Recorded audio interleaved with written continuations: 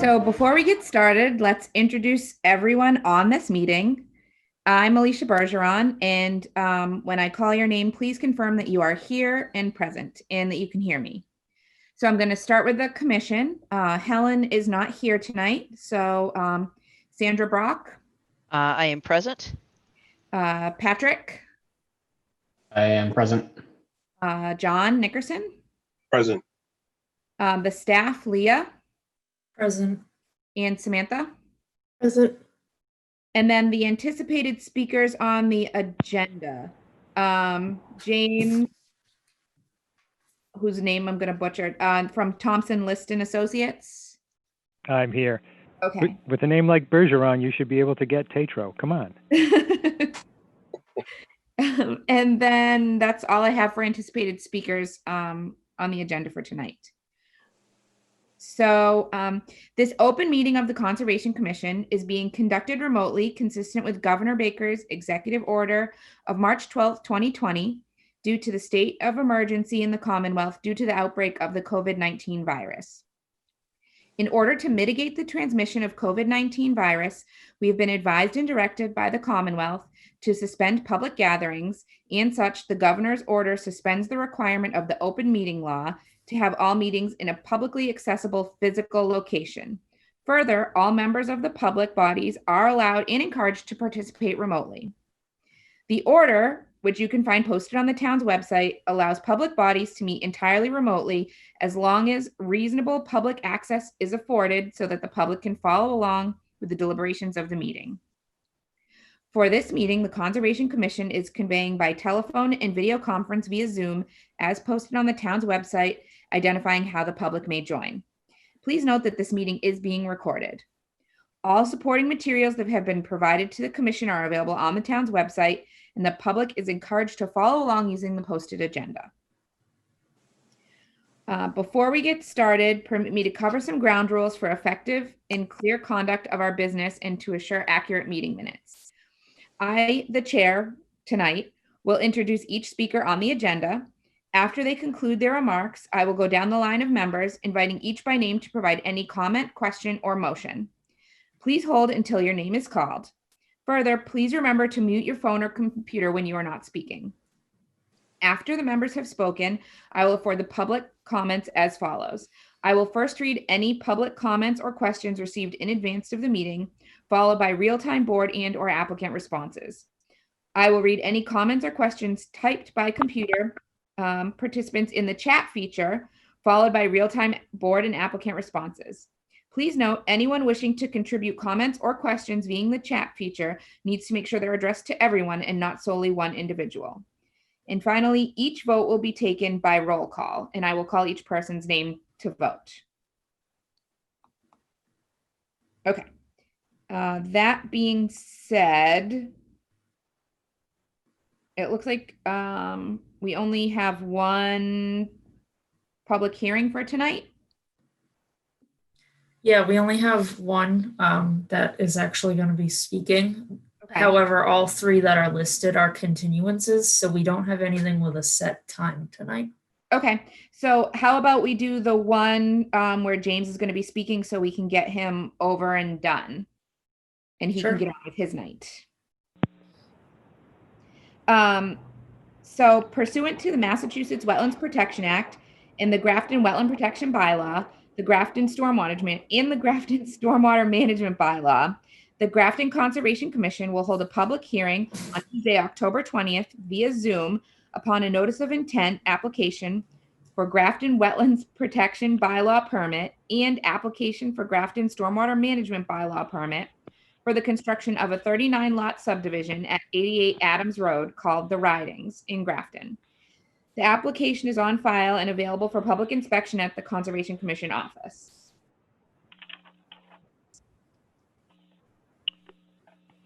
Okay, so that is open. So, James, did you have things you wanted to present? I guess I would ask if Leah or Samantha would put up any of several different plans, just PDFs showing the site would be fine. Yep. Maybe go into the What's Yeah, a good that's sheet good for you? start. That's a good start. Okay. So to the chair, or maybe I should almost say chairs tonight. James Tatro from Thompson List and Associates here representing Stephen Venacasa. And the notice of intent is for a 39 lot open space subdivision on a, I believe it was a, if I get it right, was it a 57 acre parcel of land? We previously had filed a preliminary subdivision plan with the planning board and showed them both a conventional and a open space plan. What you have before you in the notice of intent again is the open space plan.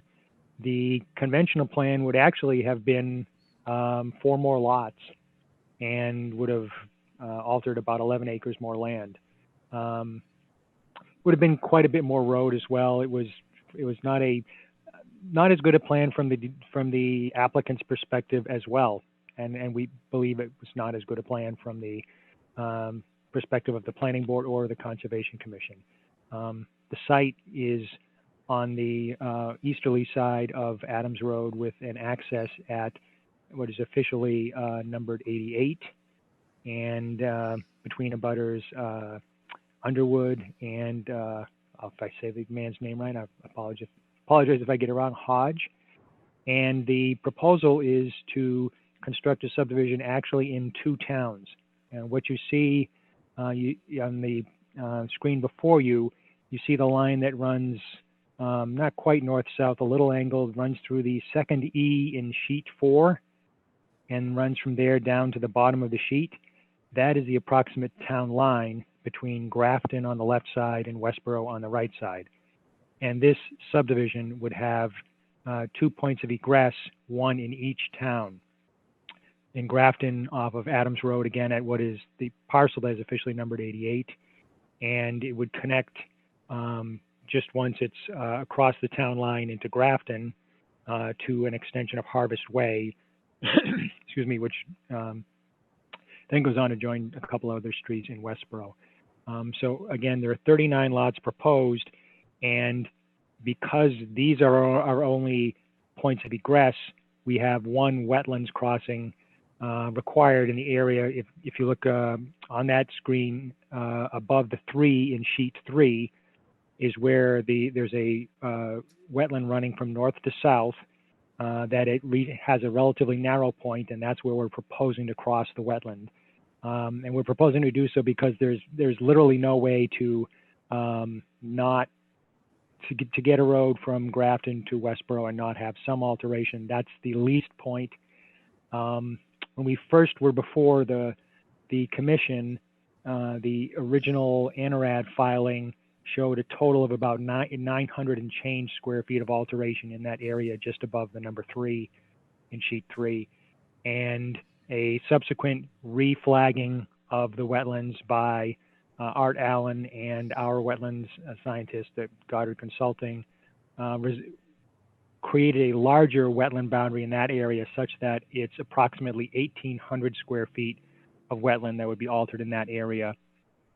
And where it wasn't shown originally on the ANORAD, there is a lot, if you came into this subdivision from Adams Road in Grafton, a couple hundred feet in, the very first lot on your left is a lot where a federal jurisdiction isolated wetland was found of 500 square feet, which had not been recognized as being there in the initial ANORAD process, which was done circa 2013 or 14. So the total wetland alteration proposed here is it's just over 1,800 square feet where the road is crossing the wetland, and there's it's a 507 square foot alteration on that very first lot on the left coming in from Adams Road. So the total is 2,300 and change square feet. And we're proposing to create wetland replication of almost exactly 2 times that, of 4,600 and change square feet. Close to that wetland, the main wetland crossing. We had originally, or in a previous iteration of the subdivision plans, had shown proposed wetland replication, again, looking at that that label of sheet 3 near where the T is in sheet 3. But it was Art Allen's suggestion that even though we had to break it up into a couple pieces to get the 2-to-1 ratio of replication to alteration, it was his suggestion that it'd be preferable to have it up closer to that main crossing. So one of the most recent changes was to reflect that change of showing how much is altered and where the replication in mitigation for it is proposed. The site drains to a wetland which runs, again, the easy marker, these labels, from just to the right of the 1 and the 2 and heading towards the 3 in the sheet 1, sheet 2, sheet 3. That, sorry, it's such a scale on this particular plan, but that is the main wetland of the site, and the site drains from the peak of the hill, which is actually just into Westboro, westward to that, and much of the sort of central area of the Grafton part of the site also drains to that. And that the runoff that goes in that wetland flows to the Massachusetts Turnpike at the south boundary of the property. And that was our primary design points. We're looking at 2 huge culverts under the Mass Turnpike. And soils on site were, for most of the site, are just an average quality till. We've done we're going to have to re-perk a couple of the lots, but we had done the necessary deep observation holes and perk tests for all of these 39 lots. With the reconfiguring of the cul-de-sac of Empire Circle, the one which ends between the labels of sheet 5 and 6, we're going to have to redo a few of those, but probably at this moment you could say we've got 36 of the 39 lots perked. And it confirmed what the soil maps told us we would probably find, which again was a kind of an average quality till material for most of the site through those areas that you see under the sheet 4, 5, 6, 7. There's also an area near where approximately, actually where sheet 3 is shown, that if you go on the soil maps, it didn't call it a particular kind of soil. It didn't say Merrimack series soil, Hinckley series. It said gravel pits, which was nice to see, and it actually was terrific sandy material. So right where that 3 is shown on this plan is where we have a very large infiltration basin proposed. I guess I should back up a quick step. The street that will be coming in from Adams Road is called Libby Lane. This was a choice made in conjunction with the assessors and folks in both towns, a previous longtime landowner in the area. Libby Lane will come in from Adams Road, work its way eastward, wind a little bit around and go uphill and get into Westboro and connect to Harvest Way. And at about station 7 of Libby Lane, again near where the 3 is, you're going to have a large infiltration basin that takes most of the drainage from the site, from the street drainage. When you first come in from Adams Road, on your left you see a short cul-de-sac that's Liberty Circle, and at the northeast corner of that intersection of Liberty Circle and the main road, Libby Lane, you're going to have a very small infiltration basin. And there will be a third basin, a detention basin. If you look, again, just above the label sheet 6, the S in sheet 6, you see a cul-de-sac circle. That street is Empire Circle. And you go further north beyond the cul-de-sac circle, and behind some houses there will be a fairly large detention basin. That's just a detention basin because, again, as I said, the soil maps were essentially correct, that all the sort of the hill is just an average till soil, and we just really don't have any great expectation of infiltration in that area. I want to note in regard to infiltration that we do propose 18 of these 39 lots to have the roof runoff be directed to a dry well that will receive it. but we actually ignored the effect of those in the drainage calculations. I know one of the pieces of correspondence we got from staff said, well, seemed to ask how are you accounting for decks, patios, et cetera, that owners may have, and it's very hard to predict at this point in time what those may be, but we'd like to believe that by being conservative and not even counting our infiltration of this roof runoff, that we've counterbalanced such additional patio or deck as may end up being built. So the other big thing that I want to mention here is that in response to both feedback from you folks and from the Westboro Conservation Commission, we drew up for the Westboro side and for here as well tree cutting plans and interim grading plans showing that while initial tree cutting may cut what is going to be necessary for all of the road construction, they will not remove the stumps. They will not clear and grub in areas beyond the first phase. And the first phase is just the construction of Libby Lane in Grafton out to Westboro, and the connection out to Harvest Way and to the end of Libby Lane in Westboro. The general material balance on the site is actually very good, but there's quite a bit of earth movement on site from the Westboro side, which is again as I said before, the peak of the hill is in Westboro, taking soil from from Libby Lane in Westboro and moving it to especially the area where you see around the S and the H in sheet 7, and from there to the Wetland Crossing. That area especially needs fill, and it's essentially a trade material balance-wise on site of cutting on Libby Lane in Westboro and moving that soil to Libby Lane in Grafton in the area, again, as you look at this sheet, just to the left of sheet 7 and the S and the H there. That's primarily where fill is going. But we, as I said, we prepared a tree and did this again on the Westboro plans also, a tree cutting plan, which essentially tells the contractor, look, as you're going through the first phase here, yes, you can cut trees on, again, the short cul-de-sac just below sheet 2 on this plan, Liberty Circle. You can cut trees there when you do the tree cutting for the main road, but you can't stump that. You can't remove it. You can't clear and grub that. You can't leave bare exposed soil.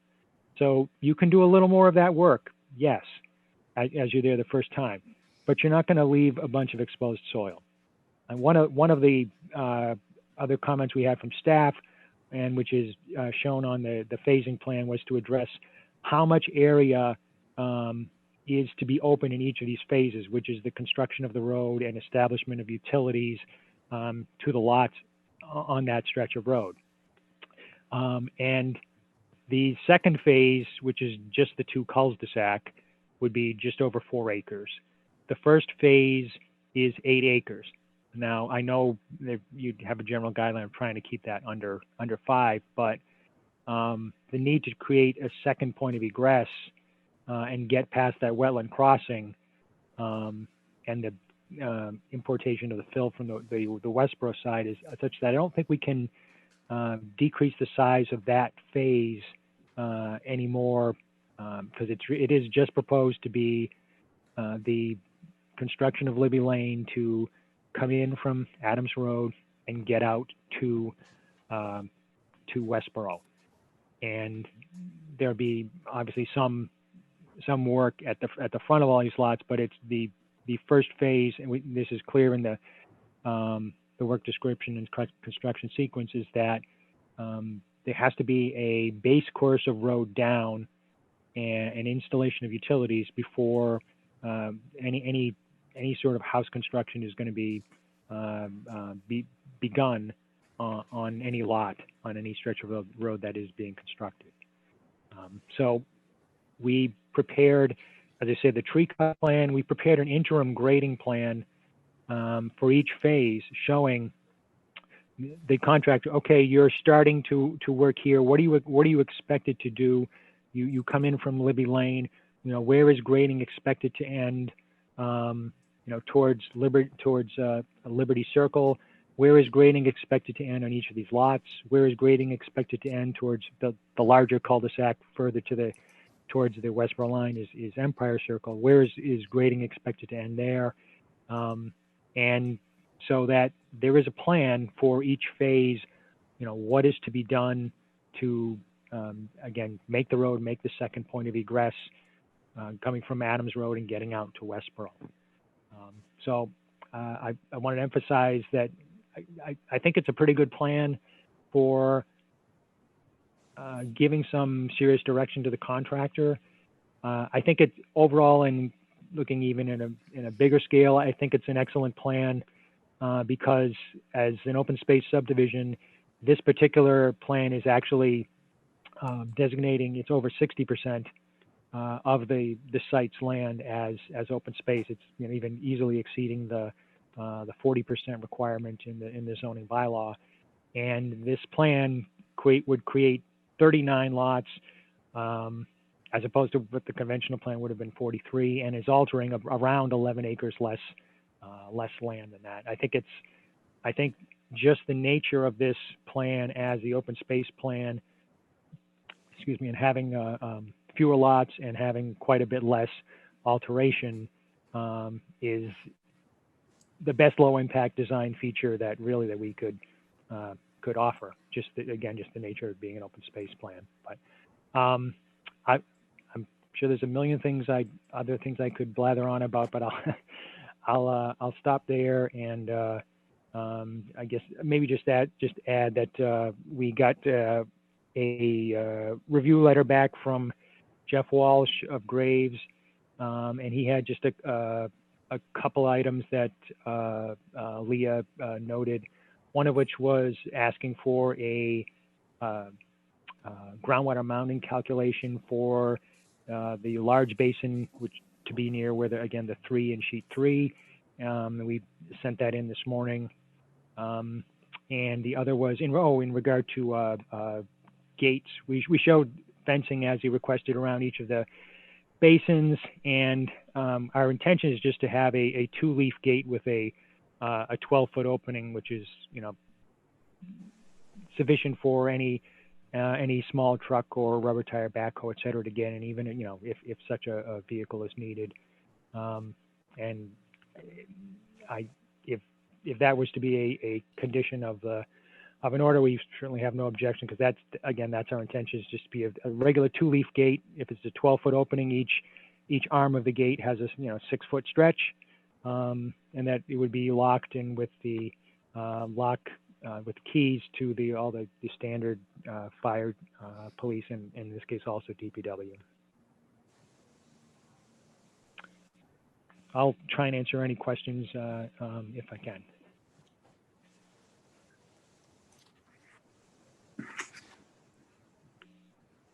So if I can maybe just kick it off with one thing.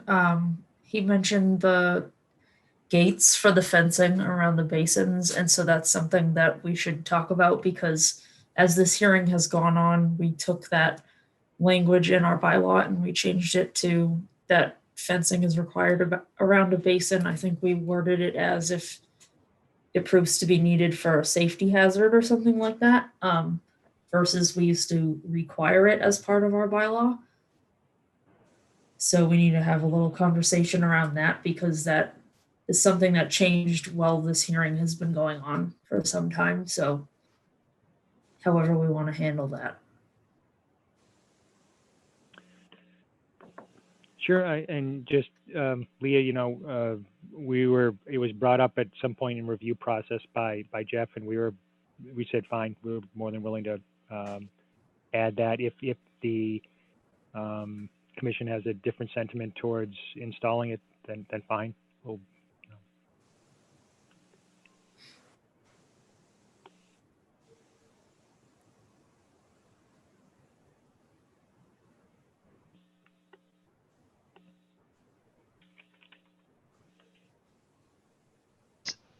Yeah, excuse me, this is Sandy. I guess from my perspective is that, the reason why we changed, I should say revised the bylaw was that it really should be up to the applicant to choose whether to have the fence for, safety reasons or other reasons they may have, and not for the commission to force that on there unless we deemed it, for some specific safety reason. In the case of the largest basin, it is it's an infiltration basin, but it will be holding water, and it's actually fairly deep. So in the case of that one, especially, I would think that the gate is a reasonable measure, especially in the case of that one. The single detention basin off the end of Empire Circle it isn't quite as deep, and it's a detention basin rather than retention. Should not be, even in, not as likely to have water there that could have somebody fall or slip and drown or anything. But I think our default would probably be to have the fence at this point, just because two of these basins are fairly deep, and the other one is right near the road. So, unless there's a sentiment in the opposite direction that, the board feels strongly about. For me, no. It's really, we want to take it out of the commission's kind of, to have the commission drive that decision and put it onto the applicant. Their current application has the fences on it. I mean, we're not asking you to change it at all. I think Leah is just really trying to inform you that we have updated the bylaw, and really the choice is yours. Fair enough.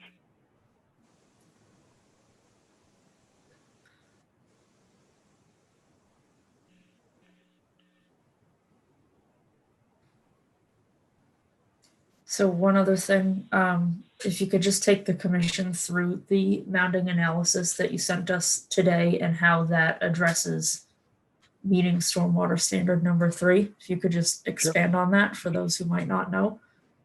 Sure.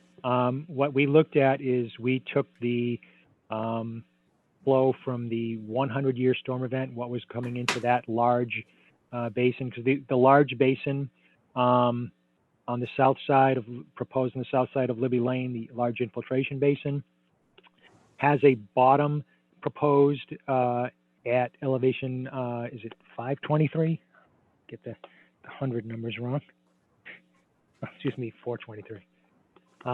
And the seasonal high groundwater from modeling from a deep hole in the middle of that basin would put the modeling at about 421. And so anytime DP says anytime you can go as close as 2, but anytime you go under 4 feet of separation of your basin from seasonal high groundwater, you've got to show a groundwater mounding calculation. And so we've got a program that runs the various inputs. What's the size of your basin? How far are you from a different limiting factors? And what kind of soil did you have? And what that program said is that in your 100-year storm, which is an 8.79-inch rainfall, which I hope we never see, that you would get a mounding of the groundwater underneath that basin of up to 1.5 feet, meaning at the absolute worst of the storm, of infiltration into the basin, you would still have separation of the basin bottom from the mounded groundwater. And as I think I said in the letter I sent with it, it's sort of unlikely that you'll actually get your highest groundwater at the same time as you get one of these storms, which, if we ever got such a storm, would presumably be a wayward hurricane coming up the coast, which, hurricane season is actually a bit later than high groundwater. But again, if we presume these two things to be happening at the same time, we'd still have separation of the bottom of the basin mounding of groundwater. So this is Sandy. Can you just bring up the plan that has that particular infiltration system in? I'm just looking at. You said it's large. I'm just kind of looking to see just how. Yeah, if you can get to sheet G. Oh shoot, I don't know what IG1. I apologize. If you happen to know a That's page page 3. number for the PDF, is even Oh yeah, more yeah. helpful. Hold on. I'm furiously flipping through sheets as I'm here. Sorry.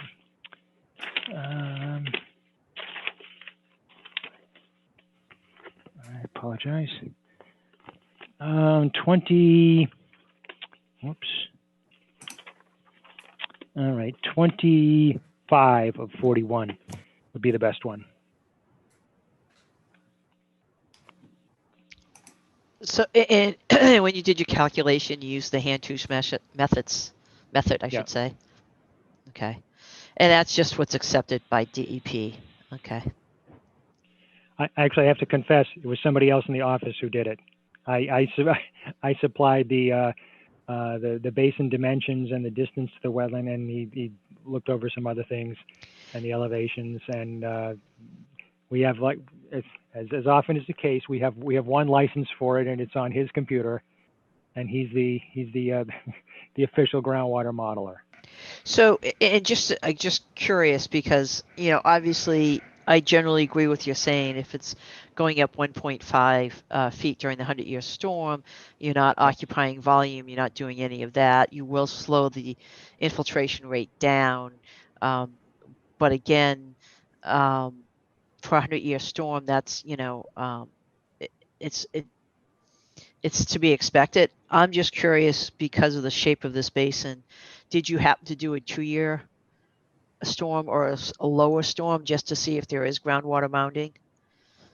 I didn't. We didn't do that. I didn't direct him to. I just looked at the. I was just thinking the 100-year would be the worst case. And again, what you're looking on that screen, if you look at the label infiltration basin about the sort of low in the center of the screen, you see a sort of polygon of. Oops. Yep. Yeah. Sorry, trying to Sort zoom of a polygon in of for you. hatched area. That's the bottom of the basin, at it with a low point at 423. So actually, yeah, you can see a spot in there. It's a little hard to see with the shading, but Yeah, and also that that those calculations went to the peer reviewer, so that they'll have the opportunity to take a look at that. When you get a chance, I have a couple other questions. Alicia, once you get through what you need to do.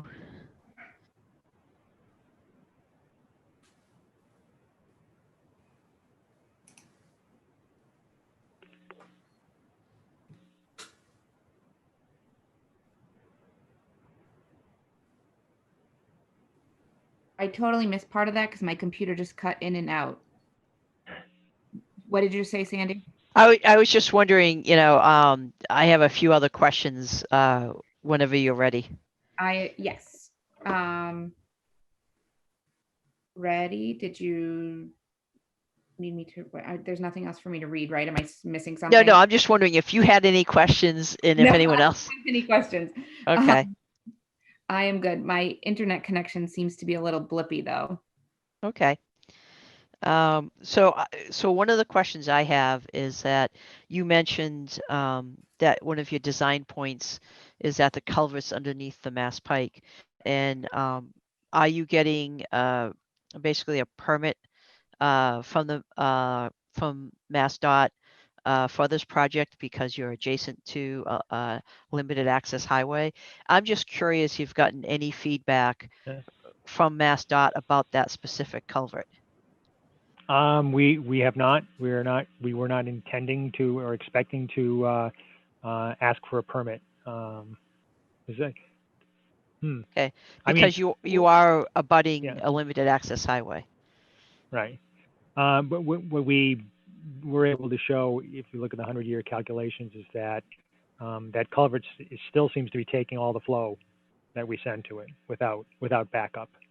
So we don't believe we will have any effect on their property. We're not gonna, I don't know, do anything to it. But Yeah, and from my perspective, it's more just that MassDOT can be very, um, uh, they have certain goals, and they don't like people connecting to their, drainage system. Obviously, you're not connecting to it. It's a culvert that's there, but just that they control their drainage features, and just want to make sure that Yeah.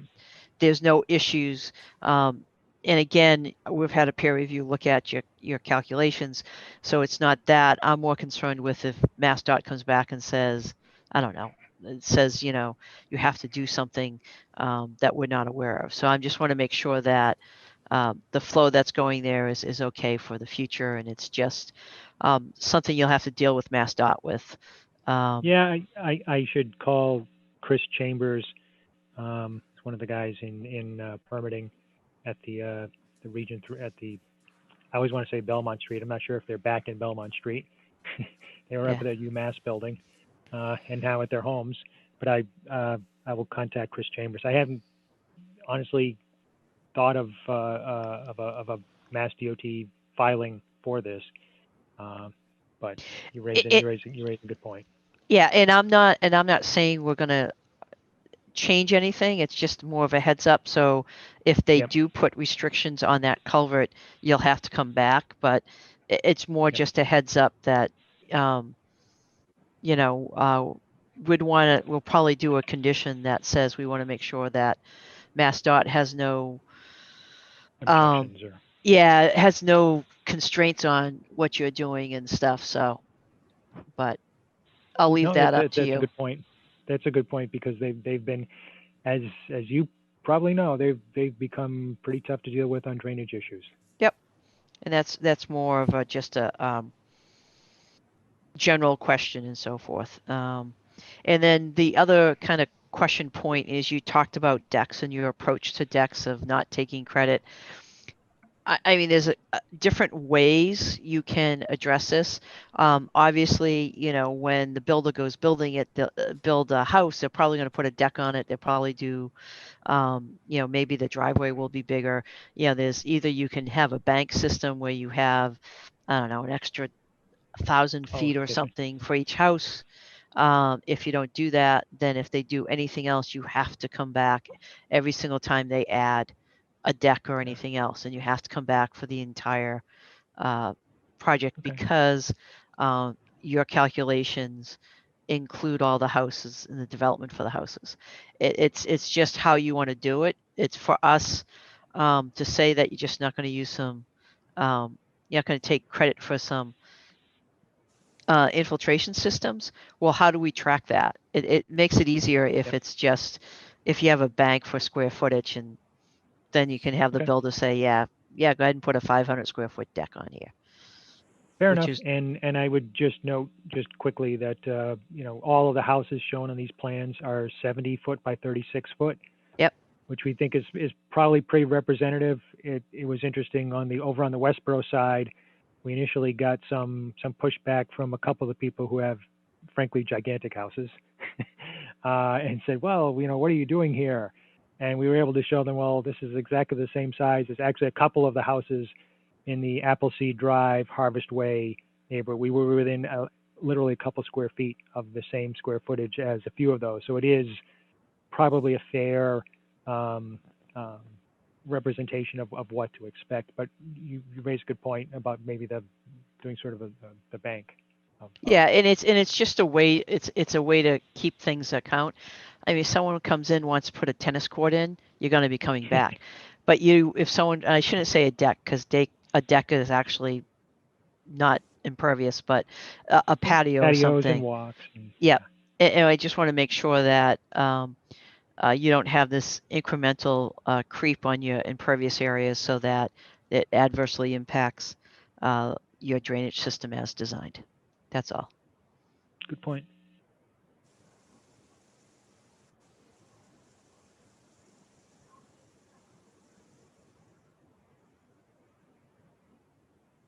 And you also talked about the phasing plan, and you indicated you know, that you're not going to grub it and you're just gonna, you know, cut it and so forth. Can you, without, I don't know if you have a phasing plan in your document, in your CDs, as to what you're talking about. I just was curious about the slopes in those areas, Oh, especially the areas well, of the 8 acres.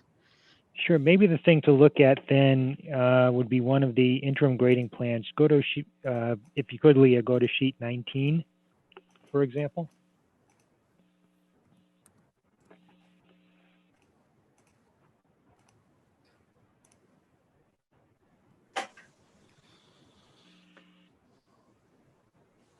So you see there, that shows grading for the creation of Libby Lane, the main road, Libbey.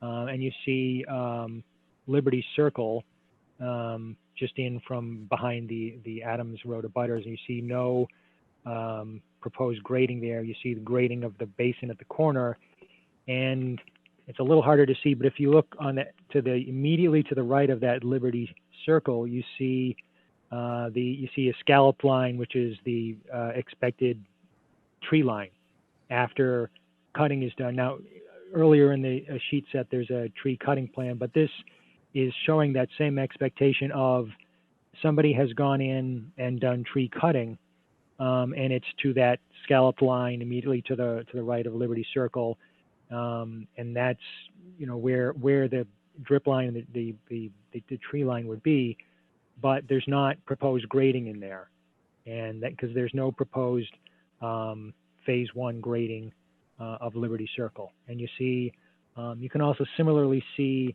look on the south side of the main road, behind the folks Underwood and Reinhardt on Adams Road. There are a couple of lots there, and you see sort of the scalloped proposed tree line, which would be the tree cutting for what's expected to be the end of the yards on those lots, but you don't see proposed grading on the front of it. Actually, it's because there's a temporary settling basin that we want to especially do on the front of the second lot on the right. So this is the interim grading plan showing again, okay, it's the first phase, there's construction of Libby Lane, what is to be graded, and it, as I say, and as you can see, it shows, you know, there's no proposed grading of Liberty Circle and for the lots there. It's all for, you know, the small infiltration basin at the edge of the corner of Liberty Circle and Libby Lane. The much larger basin that is located on this sheet above the Mass Turnpike label, and the construction of the road and lots, especially in the fill area, which is about station, if I get it right, about station 8 or 9 plus O up to station about 16 plus O of that road. Where's the tree clearing? Yeah, that's, no, this actually tells me, because I was just curious to see if the area that was going to have tree cutting without grubbing, what type of terrain it was, if it was on a steep slope, and just because of just removing the trees and so forth, you'd create issues. I'd say I actually, Sandra, I'd say it's a mix. Yep. Liberty Circle right here is really pretty flat. Yes, I see that. Yeah. Empire Circle, maybe it's, Leah, try the next sheet, maybe. Yeah, well, you can start to see it there. You see the beginning of Empire Circle, which is, you can see the tree line, the scalloped line intended for tree cutting, and you can see there's a pretty good slope on some of this. So it's gotcha. It's not all flat. We could never say that. Right, and I'm just looking at, with the 8 acres and the potential for erosion and that sediment getting to the wetlands, obviously, is what we're thinking about. And I understand not grubbing it and leaving the stumps in the brush there. I'm more worried about removing the trees and what kind of disruption to the soils and so forth, and the potential for erosion. One of the other things, Leah, could I get you to zoom in on this one just a little bit? Yeah. One of the other things I probably should have pointed out, and again. What area are oops. you looking for? That's okay. Well, right there, you see at the sort of bottom, just right of center on the screen, on what is labeled as lot LL21, you see a temporary settling basin, and it's hard to read here, and unfortunately it's not super great, super great on the sheet either. But on each of these, yep, where she had the cursor circling, we proposed a temporary settling basin, and we labeled the area that drains to it and the approximate size of this basin, showing that each of these basins achieves at least the size that DEP calls for in a temporary settling basin. And you also see the hard line across the road labeled temporary drain swale. And one of the biggest concerns that will be in the construction process here is that you've got this street, Libby Lane, which begins up on the hill. If you want to think of beginning on the Westboro side, begins up on the hill and does nothing but comes down from it's about station 30 plus O at the top of the hill in Westboro, comes down hits the town line at about station 22 plus O. Now we're looking at it, 19 plus O at the intersection with Empire Circle, 18 plus O, 17 plus O. Now this is 100 feet of road every time, and you go down to almost station 6 plus O at the Wetland Crossing. So if we did not interrupt this, long downhill created road, we'd have a tremendous flow with velocity going towards the resource area. And it doesn't show because it's off on the Westboro side, but we proposed a very large basin at the intersection of the two roads in Westboro, and again more of these drainage swales across the proposed road to intercept flow, and not try to have any one temporary settling basin do too much, and not let flow keep going, because it just picks up speed and adds erosive force, and it just becomes harder and harder to deal with. So if I had done a little better job of the presentation, I probably would have tried to point these out. But okay, no, I was just again looking. As you said, that we typically like to keep it to 5 acres to be a manageable area, and I was just looking to see, what this topography was and what you had there. That's all. So appreciate that. Thank you. Yeah, and Leah, if I could get you to go to sheet 17, might be one. That's one of the tree clearing plans. Okay. And you can see actually this shows the extent into Westboro. You see the sort of the hatching. Yep. And here you see the scallop line. That's the intended limit of tree cutting, but this hatched area is the only intended immediate clearing and grubbing, because the hatched area is what's going to be necessary for travel and for removal of material, and again mostly transferring from Westboro to Grafton. But so we tried to show the contractor, what his give him a better idea of his sequence here and what he should be doing, and hopefully make it clear that absolutely clear that he can't open up all this area of Liberty Circle and Empire Circle at the same time, because there's no point. It's the second phase. You're not going to do this right away. It's not really necessary for the overall material balance. Empire Circle will receive a little bit of the surplus of material from Westboro, but it doesn't need it doesn't need to be worked, and we're just trying to make it clear that initially it won't be worked. Okay, thank you. And my last kind of question is you talked about an isolated wetlands under federal jurisdiction. Can you can see it actually at the corner of this screen. Okay. Yeah, Leah, if you could zoom in and go to the bottom left corner of that same screen.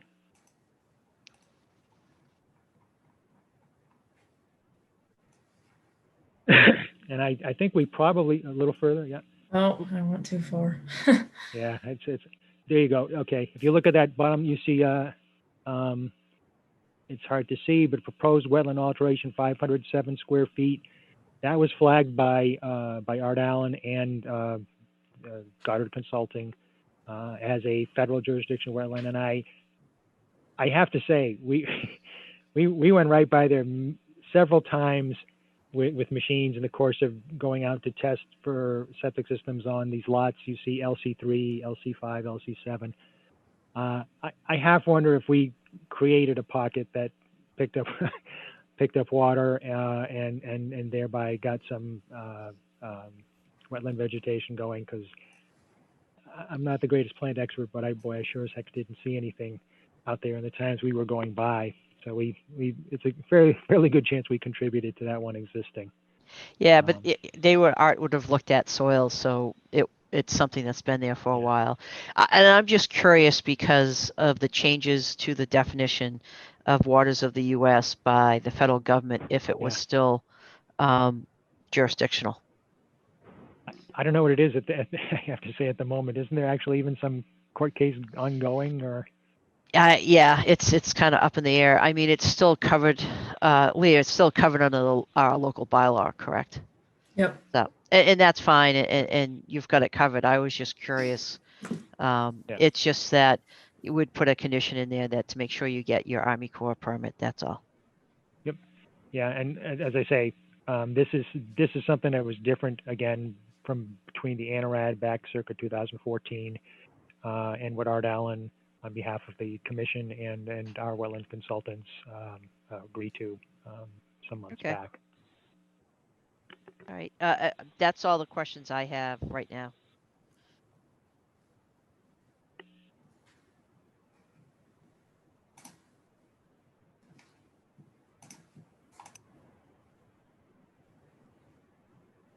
Okay. Does anyone else on the commission have any additional questions? So I'll go in order in which you're on my screen. So John, do you have any questions? No, I do not. Patrick? No, I don't have any. Okay. We have one question in the chat. It looks like from Javier Hernandez. Can you just give us your address too? Can you just type that into the chat so we have that for the record? Okay. He's at 102 Adams Road. And his question is, he says, I'm a resident on Adams Road. The detention pond on the larger cul-de-sac is directly behind my house. It drains right into the wetlands that are 1 foot lower than my property. How are we going to be guaranteed that this water won't make it into our property? Our household dealt with Triple E last year, which adds to the concern for added water diverted right behind our house. We want to be clear that we are not against this. We just don't want the plans to take this extra water. We just don't want the plans to take this extra water runoff to be taken into account, as other neighbors are already dealing with similar issues. Sure. And to the chair, I would ask Leah if you could go to sheet 23. You can show the area in question and just what the excuse me, what the person asked about.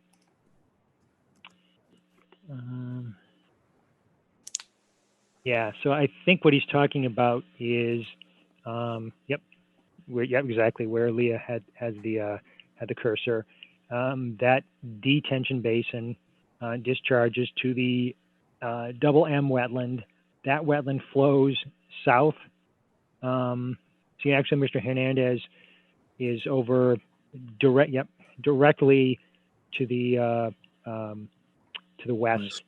But this, the riprap shown there would let out flow at elevation 460, around 464, and the right as it lets out, that those contours show that water will just keep following roughly southeast, going down 462, 60, 58, 56. Around elevation 456, it might bend a little to the west, down to 54, 52, if you could push it up just, yep. And the water flow there, you see the flag MM1, and the wetland narrows. That's where the stream flow goes. It doesn't go to Mr. Hernandez. Actually, at that point, yep, where Leah's got the MM1, he's actually a good bit to the northwest. So I understand his concern, but we're actually discharging to an existing wetland flow path, which actually feeds the main wetland, and eventually water from here right now goes down to the Mass Pike and will in the future. We're not doing anything to obstruct the flow here. And again, the one of the earlier items with regard to questions from Jeff Walsh was that he pointed out we had not given a big enough culvert. We had given a big enough culvert actually to carry the 100-year storm flow to the road at our crossing, but we had not given a big enough one to satisfy the openness ratio. So we actually enlarged the culvert to achieve the requisite openness ratio, but we had actually already had a big enough culvert that it didn't do anything to squelch the flow or slow the flow coming south from actually this very area among others. So it's a reasonable question, but the answer is that this flow is going to follow the existing flow path of this wetland that goes south to the main wetland crossing, and it's not going to go to Mr. Hernandez's property. And I'd like to just add from the commissioner's standpoint and let Mr. Hernandez know that as we get these plans, and these are, detailed engineering plans, we send out these plans in this project to 2 peer reviewers. One of the peer reviewers looks at the wetlands and gives us advice based on what is shown on the plans, what is a wetland and what isn't. But we also send it out to Graves Engineering, and they do our stormwater peer review. So we send it out to an independent reviewer, so that it's not just the volunteer sitting on the Conservation Commission having to deal with the technical background of the stormwater management system. You asked about a guarantee. We as a commission are not going to give you a guarantee. The applicant is going to use best practices as an engineer, but the commission does have that reviewed by another engineer to make sure that he's following standard practices. And the whole idea is that he meets the applicant, and the project meets the stormwater standards, which is the state. Plus, it also has to meet our local bylaw. Our rainfall data that we use is actually exceeds what the state has. So we are actually asking them to review a larger storm. So we're trying to make sure that we protect, the abutters and so forth, and that we go through a process that puts us in a better place to make sure that the plans that are being submitted, will do what they say. Hopefully that helps explain from the commissioner's standpoint, what we do to try to protect, the Grafton citizens. And I would just add one more thing, is that the chat question mentioned, excuse me, mentioned about mosquitoes, and I would just note that the basin behind Mr. Hernandez's property is proposed to be a detention basin. It's not proposed to hold water. So yes, it will get in every storm. It gets about 2/3 or so of the length of that Empire Circle cul-de-sac road drains to this basin, but is a detention basin. It's not going to should not have standing water.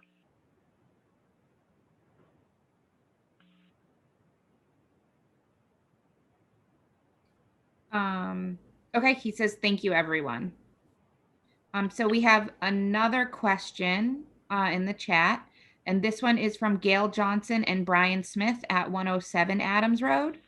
And they would like to know the size of the pipes, the number of pipes, and the direction of the flow from those pipes from the detention basin behind Empire Circle on sheet 1. There is water flow that comes down the hill westward from that detention basin in 3 spots, which go underneath Adams Road and runs onto their property, which has some wetlands at 107 Adams Road. Their wetlands are at 434 feet elevation, which is the lowest point in the area. Well, I have to open up the drainage report. We actually have, excuse me, we actually have 3 outlet pipes. Excuse me, I misspoke. We actually have 6 outlet pipes on that basin. And let's see, looking at the printouts, yeah, we have, they're all 15-inch pipes. This basin is not a huge contributor to making the drainage on the site work, is kind of the short answer. It does some heavy lifting in the bigger storms, but it's not intended to squelch the 2-year storm flow, if you will. The heavy lifting drainage-wise really is done by the infiltration basin proposed on the south side of the main road of Libby Lane around Station 7+0. Can we look at a? Well, I'm sorry. Can we look at a sheet so that everyone can see where we're talking about? Sure. Again, sheet 23.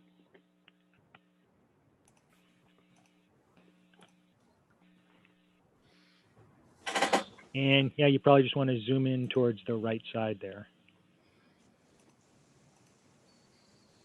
Yeah, no, scroll one.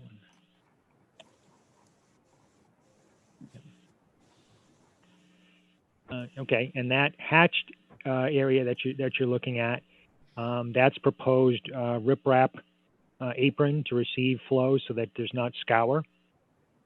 And the basin is sort of a longish, narrow ellipse, the back behind lot EC14.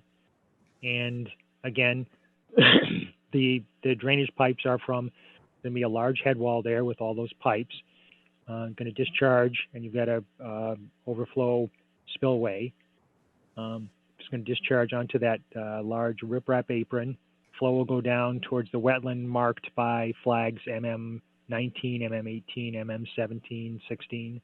And again, then we'll follow those contours down to the south, then bend a little bit to the west, and then from that point go south again towards, as the flow goes now in that wetland, towards the mainstream crossing. I think if I could get you, Leah, to pull this, pull the sheet so we can see a little bit further on the west. I think some of the, there you go. That you see behind the abutter listed there. I apologize if I butcher someone's name, Majuska and Yarowicki. Apologize if I did injustice to your name there, but yeah. There's a wetland behind there that picks up a certain amount of area, and this wetland, I think it's the I series, yeah. That wetland contributes flow that goes to Adams Road and from there to the other side of Adams Road. I think that this is the primary issue that some of the folks dealing with runoff issues and drainage issues at Adams Road are dealing with. And between the first review and the final review by Jeff Walsh, he actually asked us to explicitly make this a design point, the flow into this I wetland, and that goes to, again, maybe also a property to the south, but at least this one, Majuska and Yarowicki. And so this was identified and it was compared in all of the storms, 210, 25, and 100, as to whether the pre and post development flow, was there any increase? And essentially, we're not increasing the area that will drain to that wetland. is the bottom line. So we're not increasing the flow to that goes to that wetland, and which then goes to Adams Road. We're not increasing that in a post-development condition.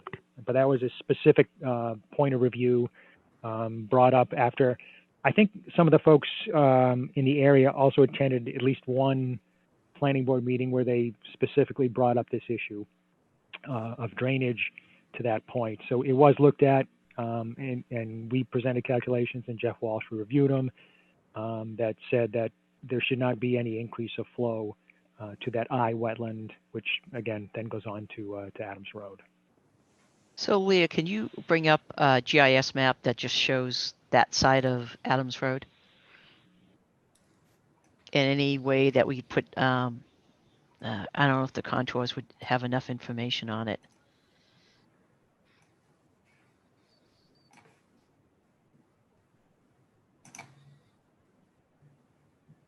Yep. So you can see that sort of little bowl there to the right of the green. That is that. Yep, exactly where she's got the contour. That's where that I wetland is, and I believe that at least one of the, as I say, a couple of the folks on the opposite side of Adams Road came to planning board meetings, and maybe Conservation Commission also, to express concern about drainage, because they'd had some difficulties with the way that drainage from that I wetland is picked up and conveyed. And so, again, that was a specific point of concern brought up by Jeff Walsh also. And the bottom line is we're not going to increase the area draining to that. And the other flows that we are discharging are not going to join flow into that wetland. Thanks, Leah.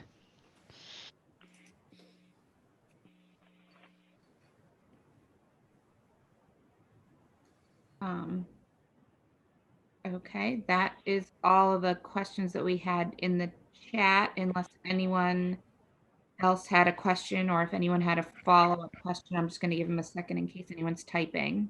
Right. I was just wanted to see if Gail Johnston understood what the applicant was saying is basically the wetlands is separate from what does not receive water from that detention basin. And I just want to make sure she understands that and why that occurs. And I don't know if she, what was told at the planning board. I'm just trying to make sure that she understands that this particular project is not impacting that particular wetlands, which doesn't impact that particular drainage. Just wondering from the applicant if they're doing any improvements to Adams Road or any improvements to Adams Road drainage. Well, to the chair, we're not proposing any change to the Adams Road drainage. We actually were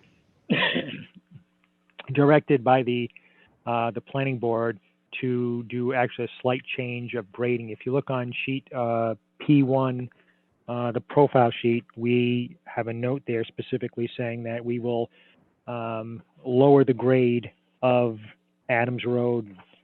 I'll get the distance wrong. Maybe it's 100 or 150 feet north of the intersection of our new road coming out to it and Adams Road to improve sight distance. And that would be sheet 33, if I don't know if you want to call it up or not. But anyways, that's yeah. If you look at the far upper left corner there, the applicant shall regrade Adams Road north of the proposed intersection to lower the local high point centered 150 feet north of the intersection, approximately 1 foot, to increase the available sight distance.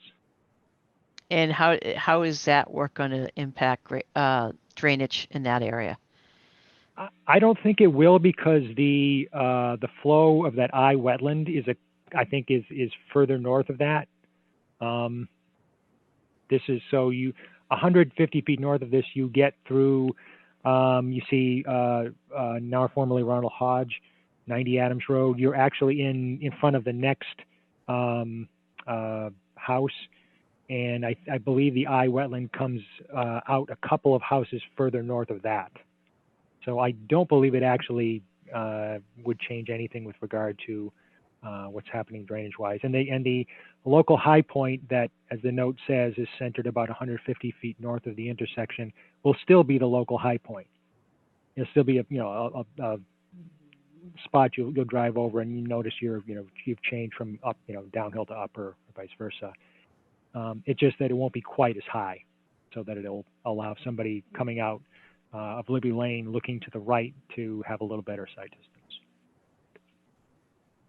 Thank you.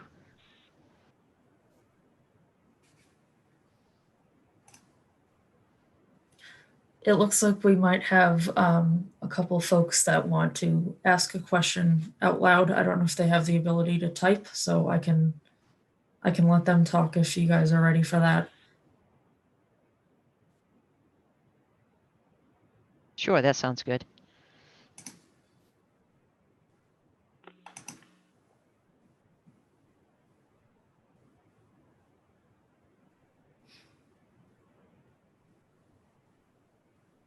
So that would be Jeff and Linda, if you guys can hear us.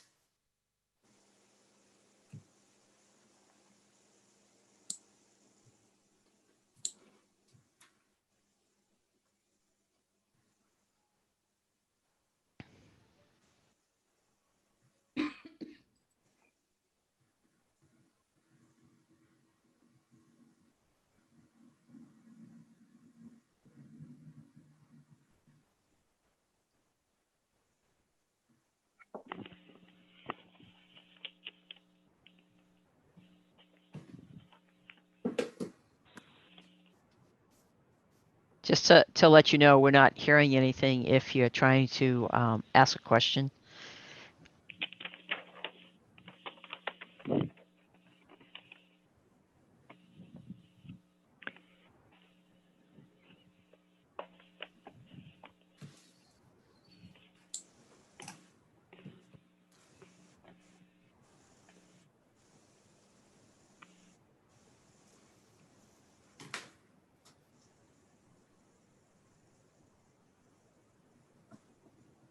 Oh, okay. They're typing in the chat now. And Leah, you might want to go to sheet 25. It shows the where the Underwoods property is in relation to that.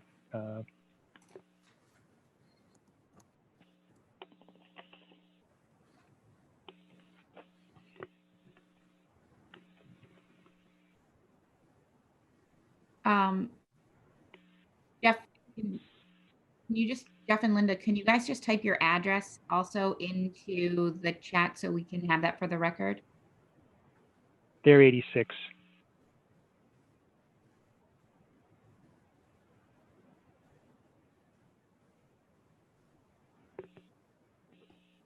Okay, their chat just says question about the large returns, I'm guessing maybe? I think it's retention. Retention, okay, also. Good job.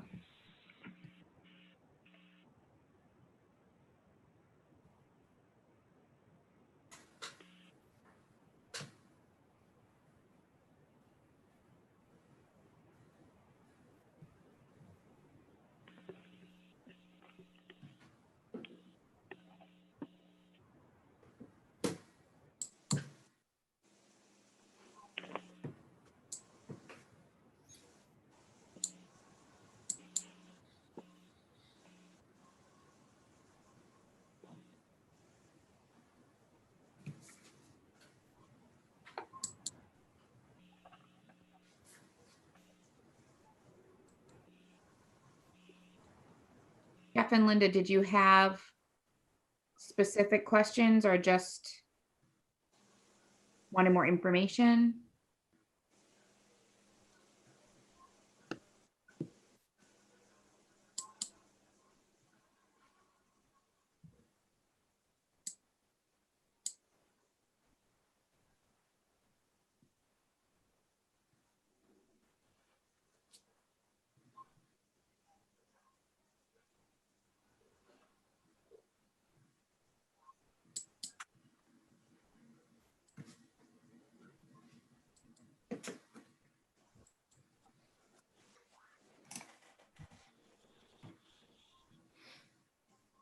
They keep clicking on raise hand, but there's nothing more I can do than allow them to talk, which I have.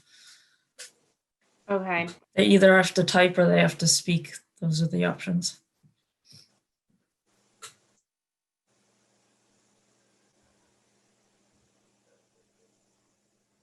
Just for some quick context, the Underwoods are the house to, if you were turning into this new subdivision road, Libby Lane from Adams Road, they would be the house on the right side of Libby Lane as you turn in.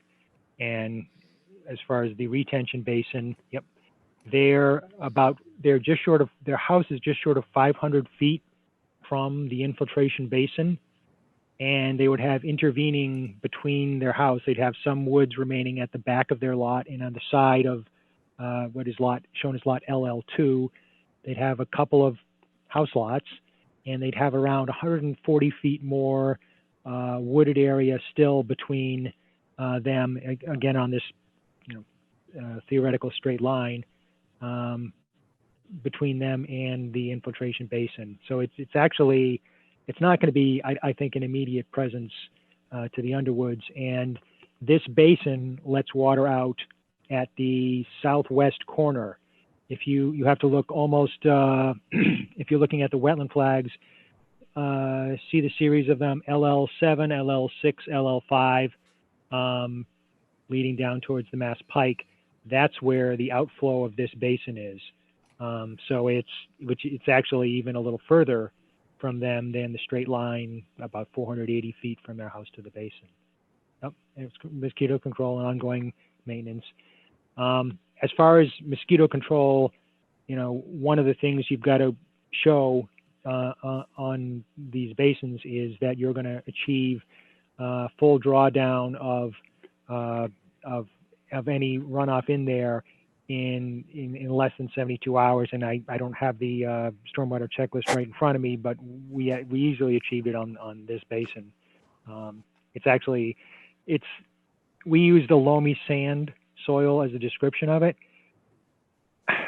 I think that was pretty conservative. I think actually a lot of this is sand, and we've got a very large bottom face to this basin also. Sometimes you get a infiltration basin that is very deep, and it's got relative to how deep it is, the bottom is not a huge square footage, and so you're really making that bottom face of the basin trying to make it do a lot of work. In this case, you've got a good area that the bottom of this basin covers. So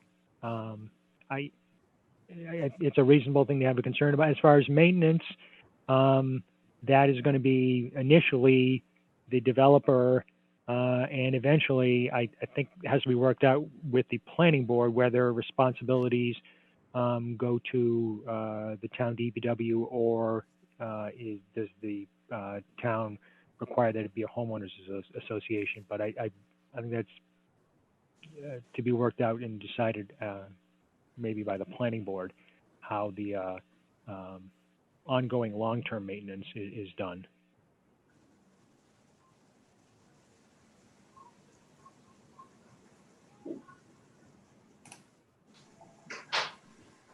Okay, so they just added is ongoing maintenance performed on the basins, which you just addressed. And then they asked, does the Conservation Commission perform ongoing monitoring of the construction of these basins?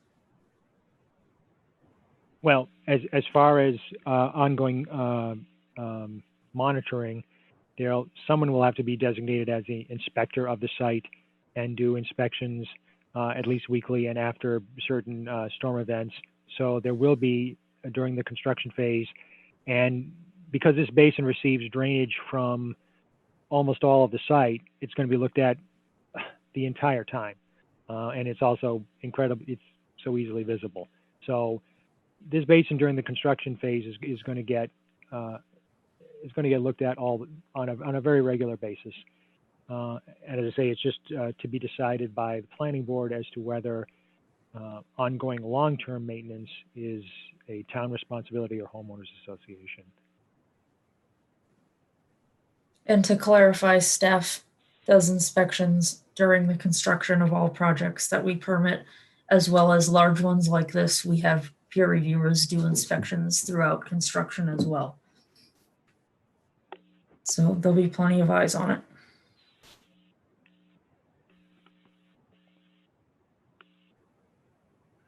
Okay. Does anyone have any additional questions? Oh, they said thank you. So I'm guessing that their questions are resolved. Are there any other questions that anyone has that they need to type into the chat? I'm just going to give people a second just in case there's anything else they want to add.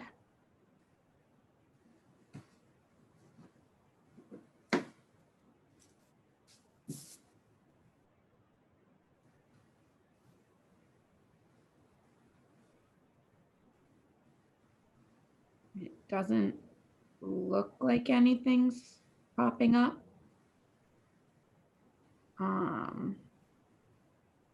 Does anyone on the commission have any other questions or comments they wanted to add? John, No. Andy, I'm all set. okay, Patrick. Nope, I'm good. Thank you. Okay, Leah, did we have anything additional that we needed to go through? So I had flagged 3 things that you guys need to discuss and decide if you're comfortable with, if we're going to be moving towards closing this hearing. They're the first bullet point in my agent report to you guys. The first one is to determine if you feel the extent of LID implemented is acceptable. They put dry wells for the roof runoff on 18 of 39 lots. And James, you can correct me if I'm wrong, but I believe that's the only LID implemented here. Well, I guess my only quibble would be to say that by doing in this whole project as an open space subdivision rather than a conventional one, having smaller lot sizes and less road, that is an LID measure.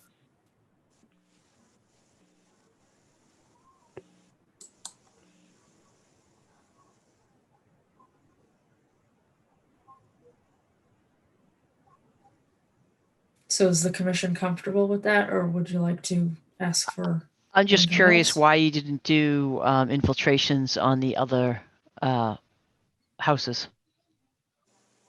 Actually, we wanted to do it as much as possible. The answer is that for most of this site, we had even though it's just for modeling, not observed groundwater, we had a fairly high seasonal high groundwater table, typically around in the 3-foot range, with some variation a little higher and lower.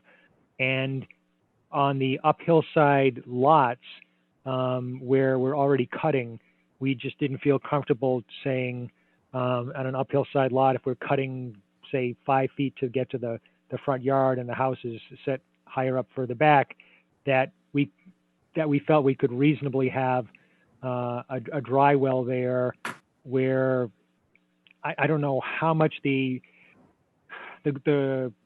groundwater would change over time with the installation of the road and water following to some degree utility trenches and things, but we just didn't feel comfortable if we were, again, saying a 5-foot cut to the surface grade on the front of a lot, to say that we should put a dry well in that location where we had said before from deep hole testing for septic systems that season high groundwater was 3 feet down. We just didn't think that was, so we essentially went for all of the backyard fill locations, essentially as the 18 chosen, where we had a level of comfort as to having some thinking we were above groundwater with all of the structure. Just one other question around that is, where do the roof drains go?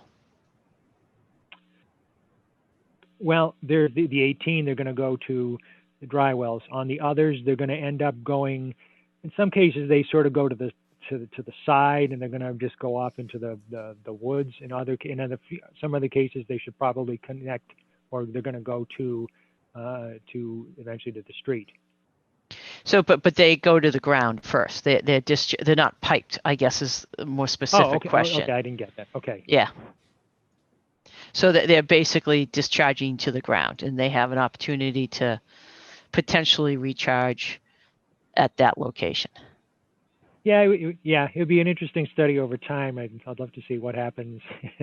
Nobody's gonna fund that, but to the groundwater table over a long time in a situation like this, and would you get, if you cut a road in 5 feet, what does happen to the groundwater table over time? But yeah.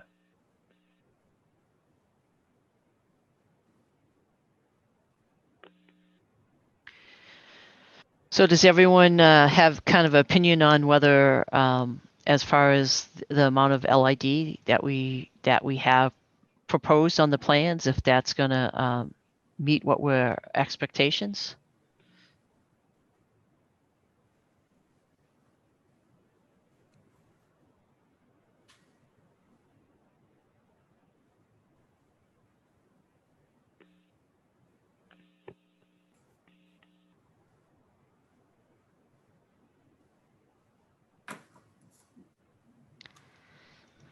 Should we just do a poll of roll call of the members so that we can get some conclusion to this? Yes, that sounds good. So I think so. If you, Sandy, could you just clarify a little bit? So I understand this concept and I understand what they're going for here. Patrick and John, you guys understand it all. I mean, I don't understand it probably as well as you do. So can you just explain it a little bit for us, just so we're all clear on? Sure. So when you're talking about roof, and obviously the roof, because it's relatively clean, you want to have the opportunity for it to go into the ground as much as possible. Now, the expectation is you're not putting every storm into everything, but even if you're getting the small storms to get back into the ground, that's a positive thing. The next step is to do disconnected imperviousness, which basically means, taking the roof and bringing it to the ground and making sure it flows off to the woods or whatever, and not having it piped to the drainage system. So you're disconnecting that impervious area. You're allowing it to have the opportunity for infiltrate. Obviously, if it's in the ground, it's being held, then that's the greatest opportunity to infiltrate. The second is, depending upon the soils and the vegetation, is to basically have the roof discharged to the ground itself. And as long as there's no issues with erosion, which there shouldn't be, you have that opportunity that it will infiltrate. And then probably the one that I would say we do not want to do is to take it and pipe it to a drainage system that goes to a basin, because you're making that direct connection and you're not going to have any opportunity for infiltration. Well, I would just on one small point there push back, and I just note that a lot of the drainage to the large basin, the large infiltration basin, the one that the Underwoods were asking about, is going to be impervious surface, and including some roof runoff from houses where we're not proposing a dry well, and that collected runoff is going to go through catch basins and CDS stormwater filter to that basin, and it will get some chance to be infiltrated. So in this particular case, I agree in general what you're saying is correct, and it is correct in regard to the runoff on Empire Circle, the larger cul-de-sac, from the uphill side lots on that one. But a few of the lots that are on Libby Lane that drain to the infiltration basin, that would actually have some some chance to infiltrate. Yeah, it just from an environmental standpoint, you want the water to go into the ground where it falls and not far away. So that's more of a manipulation of your drainage so that you can meet regulations. I'm not saying it's bad. It's just not as good as being able to infiltrate at the place where the rain falls. That is when you're looking for an environmental water balance. That's it. When you're concentrating that recharge in one area, it's not a bad thing, but it's not the same as trying to mimic natural conditions. That's all.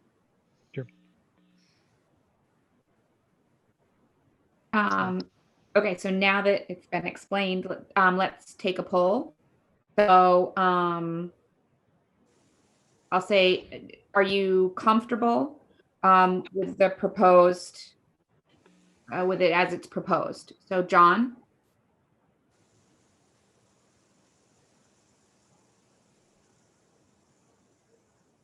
Sure, I'm comfortable with the proposed, but are we voting or are we taking a poll on whether we're comfortable?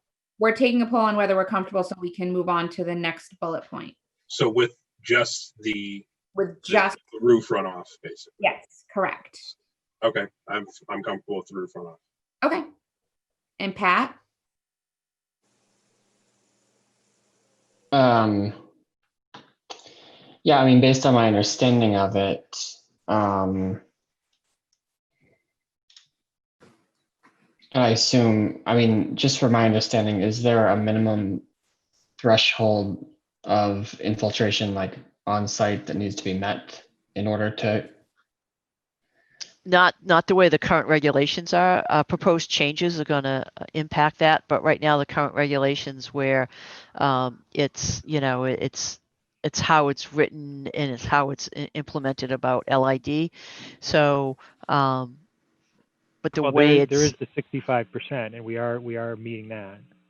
Right. The, yeah, but as stormwater standards, yeah, this is more on LID itself, just on each kind of trying to get it closer to the actual location and to decentralize. What's being proposed meets the regulations. Let's put it that way. If there is anything that I would say it's not meeting it, as a conservation commission would like to see as much LID. I mean, this site, because it has an area of good soils, we are getting some recharge, so that's good. I'm just an advocate of localized systems in decentralization. But this does meet the regulations.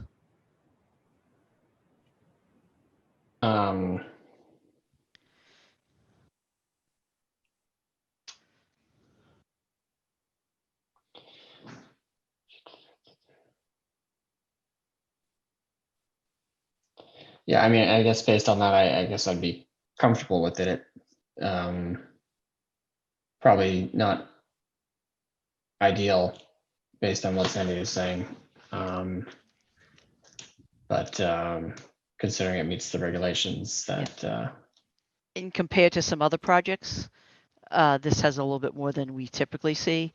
But yeah. Okay. Thanks, Sandy. My pleasure.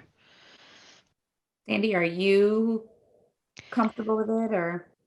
From a holistic standpoint, I'm comfortable that, we're meeting the regulations and there is recharge happening in whether it's going to the central infiltration system or going to the ground from pipes or going into dry wells.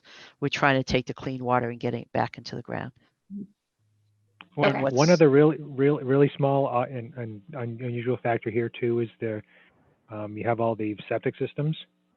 So you are going to get, in the case of every single lot having a septic system, you are going to get some recharge into that lot of what was the flow drawn from the municipal water system. I don't know how much of a factor that is relative to the stormwater, but it is something. Yeah, it when you compare from a water balance standpoint, no denying that it does contribute to the recharge. It's just not, you want to get holistic. Having site by site taking care of itself is the best way to go, and a septic system does that. So if they had a well and a septic system, it'd be self-contained and it's all in one site. That's kind of a, holistically a goal that you could have, is everything takes care of itself lot by lot. That's usually not feasible. And, so there's, in the grand scheme of this and what this project has, I don't really have a big issue with that, with the approach to the drainage. Okay. And I'm also okay with it as it was explained. It sounds reasonable for the site and for what they're trying to do there. So I think that being said, everyone's in agreement. We can move on to Leah, to your next bullet point on here. So the next one I had was, it was brought up earlier that phase 1 consists of a little over 8 acres of land being exposed at once. So just how does the commission feel about that? I would make sure to word the condition to reference the phasing plan that lays out specifically what can be grubbed and when, just as a little matter of control on the situation, I guess you could say. But that phase would still involve 8 acres. I think Leah, you're correct. Is we just want to make sure that the condition is written in such a way that it does reference that, and that they don't go ahead and grub all 8 acres. And I think in the context of this process, I think the pre-construction meeting on site is going to be key to further emphasizing that. So whatever contractor is working for the applicant will understand that, you know, yes, you see that tree line, the scallop line, that's the, you know, the intended cutting of trees, but you're not going to take out all of the stumps. You're not going to grub and clear and remove topsoil over, you know, Liberty Circle and Empire Circle at the start of this process.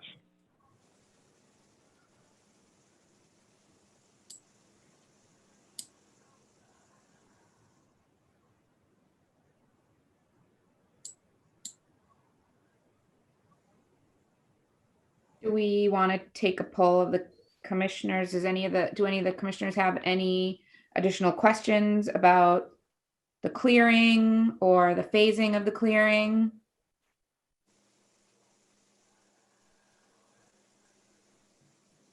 John?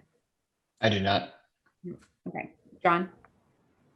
And forgive me, because this was probably an hour ago that we talked about it, but where you're cutting through to gain access to the other portions of the site, the main idea is that you're using the cut from the other portions of the site to use for fill at the other portion of the site. That's why you're opening up so much at once, or is it just to get all the tree cutting done in one fell swoop? Well, the intention on the tree cutting plans is to try and strike a reasonable balance between the applicants and developers always want to bring the tree guys in there one time if possible for savings. Now, in this case, I think the tree cutters can come in. I think they can cut, as I say, you know, they can cut the proposed Libby Lane, the through road, and they can grub and clear and grub on that, and, you know, remove stumps and move topsoil. But while they could cut on Liberty Circle and cut on Empire Circle, the intention is that they just not do any of the clearing and grubbing on those areas, just because it does not need to be open and there's no need to expose soil in that area. So it's to try and strike a balance and letting the typical developers impulse to do all this at once if possible, to do something that he can do, which is cutting the trees, while avoiding what would be a serious problem if it's cleared and grubbed and topsoil removed also on the second phase areas. It was to try and strike a balance between those two interests. You're saying the first phase is 8 acres, or the phase 1 plus 2 or 3? The first phase is 8 acres. That's the area that may be cleared, trees cut, and also cleared and grubbed. Phase 2 was a little over 4 acres, which was, again, the two cul-de-sac on the north side of the main drive. Mm-hmm. Okay. So the idea is at phase 1, all of this could have trees cut, but only the phase 1 areas could have stumps removed, and cleared and grubbed and topsoil removed in the first phase of the project. So there would be a stretch of time. I'm not sure exactly how long it would be. I think the standard phrasing would be dependent upon market forces, where you would see the areas of Liberty Circle and Empire Circle, there would have been trees cut, and you'd see, the stumps, and you'd see the low vegetation. There would not be exposed soil in those areas while they're working on road and houses on phase one. They're going to completely finish and do everything to phase one before they go and grub and remove stumps on phase 2 and 3. And just quickly, there is no phase 3 intended phase 3, but you're correct. Okay. But you're correct. The intention is, I think we've written that in, and we will fully acknowledge and have no problem with the commission reiterating that in its order, to say that you're not going to open up phase 2 until phase 1 is all stabilized. Okay. If that's written into the plan, I don't have any additional questions, and I don't have any. I believe it's fine as is. I can tell. Sandy, do you? I'm all set. I mean, I asked questions earlier about it just to get a better understanding, and John's questions kind of solidify what I thought. So I'm good. Okay. I'm also okay with that. So move on to your third bullet point, Leah. So the last outstanding item I have then is how to handle the request to include data on having patios or larger driveways or those extra impervious surfaces on the individual lots.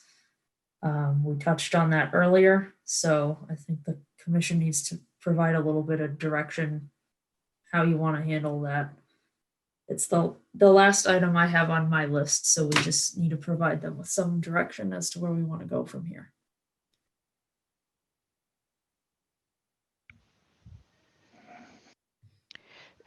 I guess kind of my thing is it's what's in front of us right now. Is if they end up having to add any additional, they'll have to come back.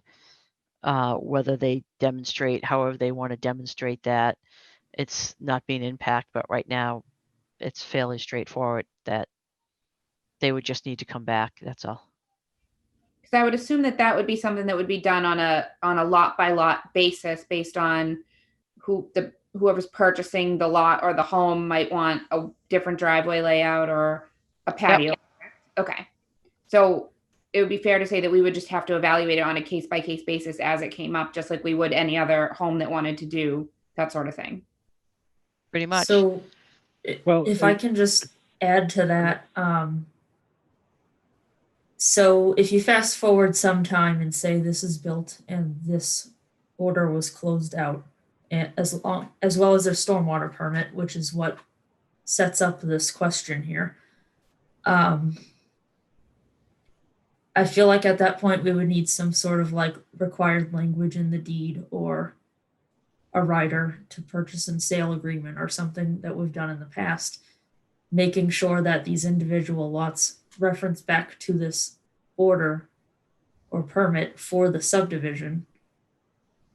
Because while it's in construction, if someone goes, hey, I want to make my driveway 2 times as wide as you have it here, that's fine. We're already working with them right now. But once it's all built and in place, and if this order's closed out, what's going to trigger that process? When the homeowner would be going to the town, to get a permit.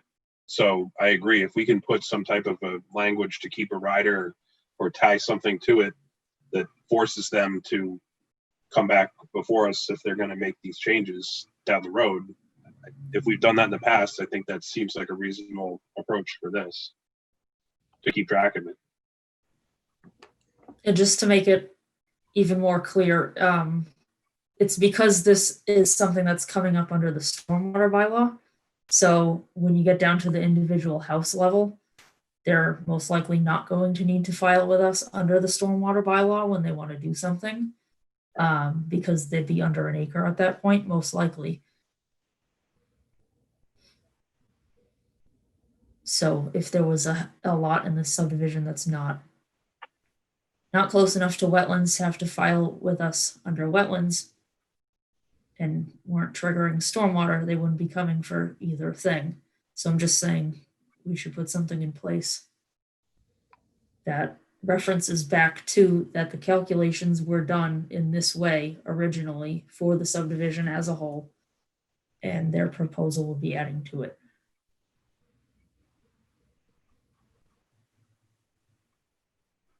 Yeah, it's just a way to, you know, if someone comes in and puts a small amount of imperviousness in, it doesn't really matter. What happens is over time and it's incremental and it keeps getting added and it's not subject to any kind of oversight, then you may run into problems in the long term. That's all.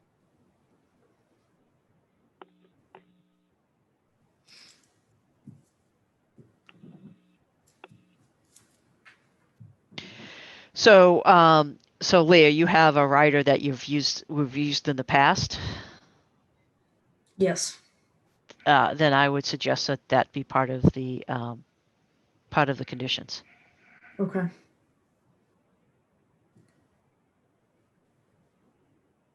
I agree.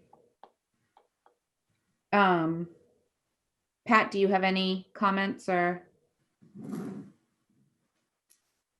Oh, that makes sense to me. That's Okay. So those are all of your bullets, correct, Leah? Did you have anything additional? The only other things I have were I listed out the waivers to vote on and then findings and special conditions. Mm-hmm. Okay, so does anyone go? Sorry, I was just going to add that all the comments from the peer reviews have been addressed, both wetlands and engineering at this point. Okay. Okay, so that being said, does anyone else in the commission or in the audience have a question or a comment before we move to voting?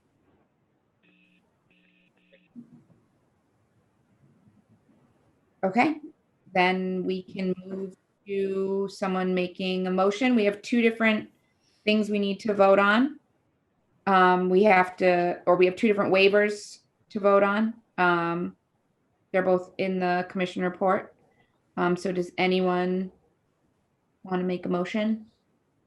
I'll make a motion that we allow work within the no disturb zone in the area of the crossing, as it has to be within 25 feet of the wetlands. Is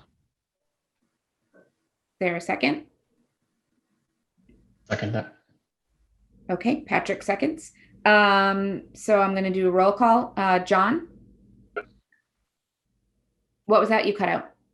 Yes. Okay. Sandra? Yes. Okay, and Pat? Yes. And I'm also a yes. So I'll now, make a motion that we allow the 2-foot contours for the existing conditions plan. I'll second that. okay. So we have a motion by Sandy. We have a second by Pat. So now we'll go through a roll call. John? Yes. Pat? Yes. Sandy? Yes. And I am also a yes. So both of those waivers are passing. And then we had to vote one more time? Can we talk a little bit about conditions first to get them straightened out? Yeah. I see that Leah's already given us a head start with special conditions here. I just have one special condition to add, and that is that the applicant reach out to Mass DOT to confirm that there are no issues with the flow to the culvert under the Mass Pike just to check to make sure it's going to be allowed, that there is a change, even though it's supposed to be mitigated. Just want to make sure that that's in the special conditions. And then we also wanted to make sure that we noted in the special conditions that we wanted that rider to be included for the addition of additional impervious surfaces. Yep.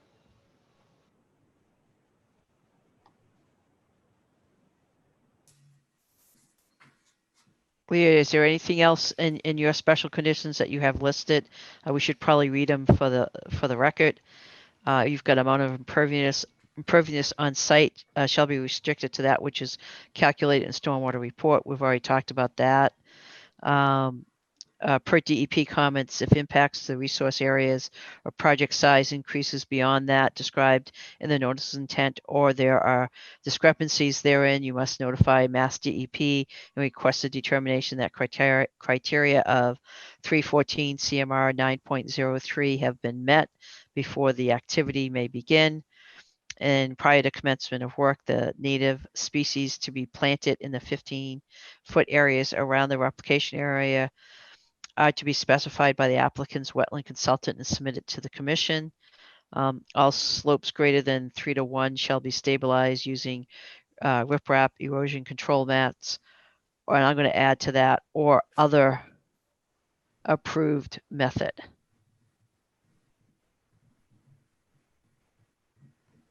So those are the ones that Aaliyah had recommended. I would agree with all of these. And I just want to also call out a couple of findings I was proposing. One was that the project is proposed as a limited project under 310 CMR 10.533E for a crossing. Otherwise, only 5 lots were possible according to the design, as well as the wetland delineation was only peer reviewed and confirmed for those resource areas within 100 feet of which work is proposed under this project, as designated by the numbered flags on the approved plan set. I agree with these findings.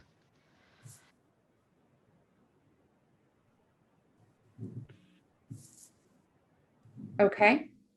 So that being said, we would just need a motion that included the special conditions. Sure, I'll make a motion that we include all the conditions just previously discussed. Okay. Can I get a second? I'll second that. Okay. So now we'll take a vote. Sandy motioned, Pat seconded. So John, how do you vote? Yes. Sandy? Yes. Pat? Yes. And I am also a yes, so the motion passes. I want to thank you folks for all your time. Between the help that you and your staff and the folks in Westboro have given us, this really is the best subdivision plan that I've affixed my stamp to. So I want to thank you. You're And welcome. I think we should just do one more motion because it wasn't exactly clear that we were closing the hearing and issuing the permits. So I was just doing the conditions. I'll make a motion to close the hearing. Second. Okay, Sandy motioned to close the hearing and issue the permits. Patrick seconded. John? Yes. Patrick? Yes. Sandy? Yes. And I am also a yes. So now we are good to go. Thank you very much, all of you. Thanks, Have a good James. night. Thanks. So we've still got a couple of the other small ones that we've got the continuance, I should say, the continuance needs to be read in. Yep. Okay, so I'm going to do the first continuance for 21 Meadow, or the continuance, I guess, for 21 Meadowbrook Road. Pursuant to the Massachusetts Wetlands Protection Act and the Grafton Wetland Protection Bylaw, the Grafton Conservation Commission will hold a public hearing on Tuesday, October 20th via Zoom, act upon a notice of intent and application for Grafton Wetland Protection Bylaw permit for the construction of a single-family house at 21 Meadowbrook Road in Grafton. The applicant has requested a continuance to the meeting on 11/17. I'll make a motion to continue the hearing. Okay, Sandy made a motion to continue. Do I get a second? Second. Patrick seconded. John, how do you vote? Yes. Patrick? Oh, you're muted. Yes. And Sandy? Yes. And I am also a yes.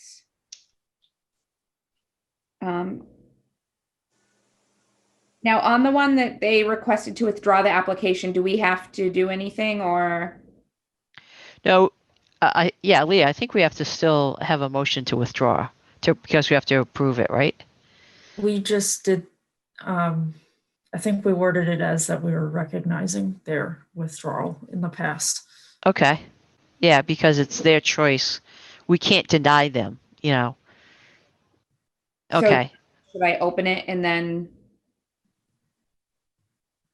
Yes, we need to open it first. Yep. So pursuant to the Massachusetts Wetland Protection Act and the Grafton Wetland Protection Bylaw, the Grafton Conservation Commission will hold a public hearing via Zoom to act upon a notice of intent and application for a Grafton Wetland Protection Bylaw permit for line 323 right-of-way access route improvements at 240 rear Upton Street in Grafton, Mass. And this applicant has requested to withdraw this application.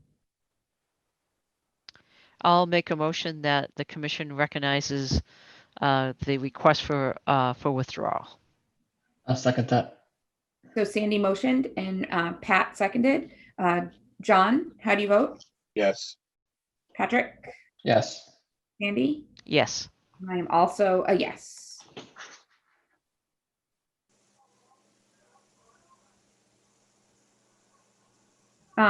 Okay, so we have someone here from the Lake Quinsigamon Commission. Can we skip to discussion items so that we can get through that real quick?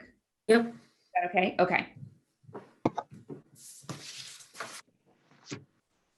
So just as a little bit of a preface, I'm also a member of the Lake Quinsig Commission. So I've been meeting with, Bill and that group, and we do talk about what he's going to bring up quite a bit.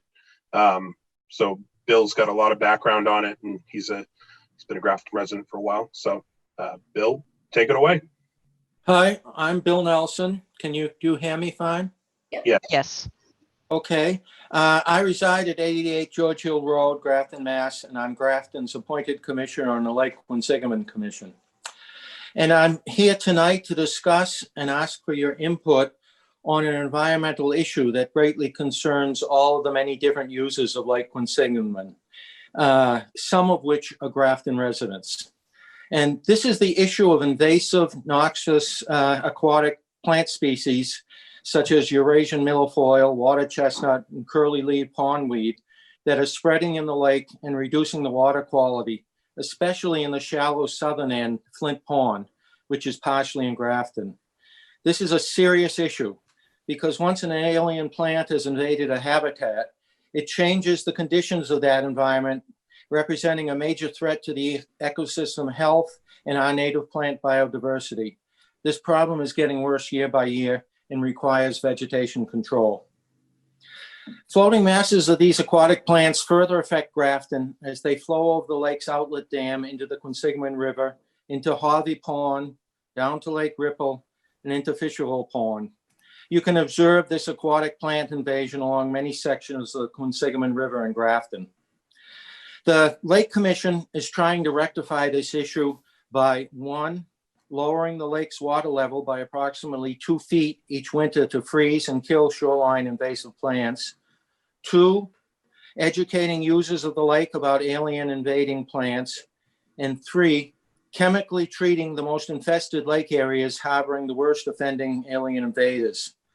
But this is only a partial stopgap measure, particularly due to the Lake Commission's limited resources. In addition, aquatic plant growth is enhanced by added nutrients in the water.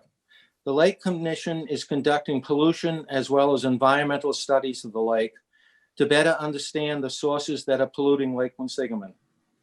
We have teamed up with the Lake Quinsigamon Watershed Association to improve water quality monitoring, employing a Clark University intern, partially funded by the Lake Commission, to test and track the condition of the lake's water, coordinating this testing with the Worcester Health Department's water testing and the DCR's water testing. Also, we are working to implement a plan to clearly identify the different sources of pollution, such as human waste from sewage leaks versus dog waste from storm drains or geese waste, by utilizing DNA analysis so we can better utilize our limited resources to target the correct sources of pollution, which today are lumped together by current pollution testing techniques. We also plan on using DNA analysis to identify if near relatives or an actual protected endangered water plant is in the lake, such as Vassey's pondweed, to inform the Endangered Species and National Heritage Program at Massachusetts Wildlife that any treatment of invasive alien water plants are not harming a protected native plant. Furthermore, the Lake Commission has been taking active measures to maintain the Lake Quinsigamon environment by mechanically and chemically treating the invasive alien aquatic plant species for a number of years under state permit. This has been done in consulting with the Worcester, Shrewsbury, and Grafton Conservation Commissions, the Lake Quinsigamon Watershed Association, and the Endangered and Natural Heritage Program at Massachusetts Wildlife to ensure that is done in a safe and improved manner. In addition, for tracking and cataloging the plant growth, the Lake Commission hires specialists to do this yearly, who follow state-approved procedures and processes. All of this data is shared publicly. Now, as in all such programs, the actual field work of cataloging, tracking, and treating the plant's invasive plant growth requires funding. And the Lake Quinsigamon Commission's modest yearly boat and dock fees do not begin to cover the costs. In the past, both Worcester and Shrewsbury have generously donated funds to support this effort. In particular, this year, Shrewsbury has upped their donation from $20K to $30K, where $10K will be used this fall in Newton Pond on the Boylston-Shrewsbury border, which provides the main inflow to Lake Quinsigamon on mechanical harvesting, and hopefully, if we get permission from the DEP, winter water lowering, as it is completely overgrown with invasive aquatic plants. This effort is being done to reduce the spread downstream into Lake Quinsigamon.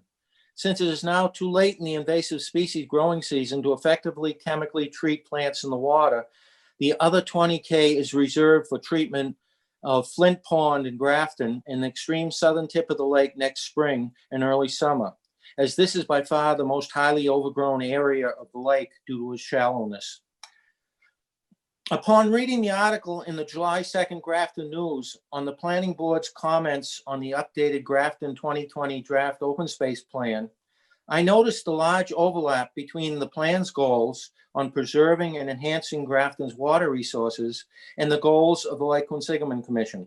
Particularly, as in Grafton's plan, the #1 goal is preserving and maintaining the quality of Grafton's water resources. Some partial references. On page 41, noxious weed in Flint Pond. On page 42, noxious weeds in Lake Ripple.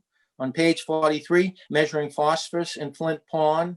On pages 73 and 74, Grafton's #1 goal out of 6 is preserving and maintaining Grafton's water resources.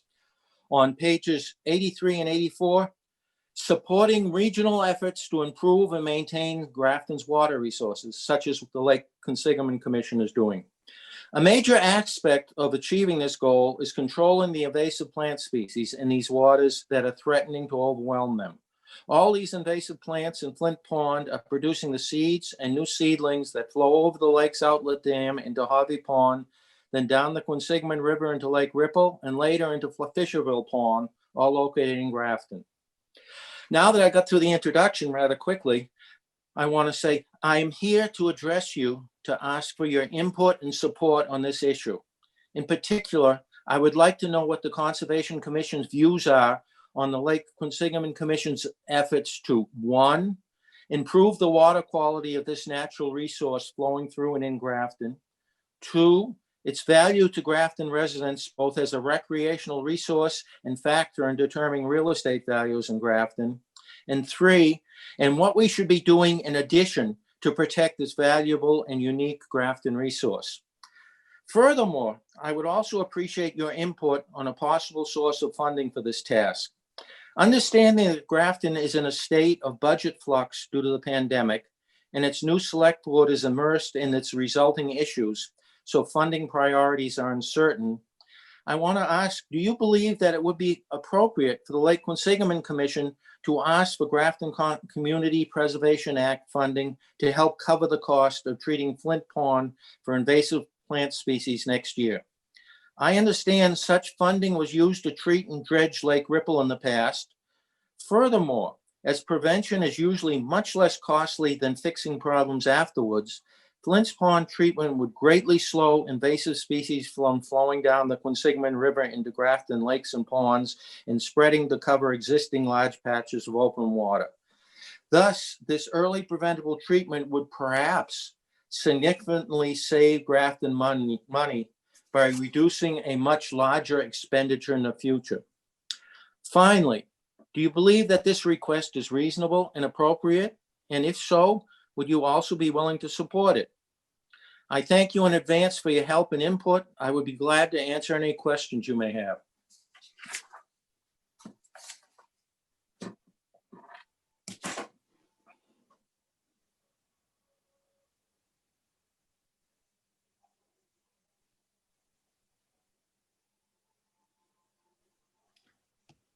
Okay. Does anyone have any questions or comments?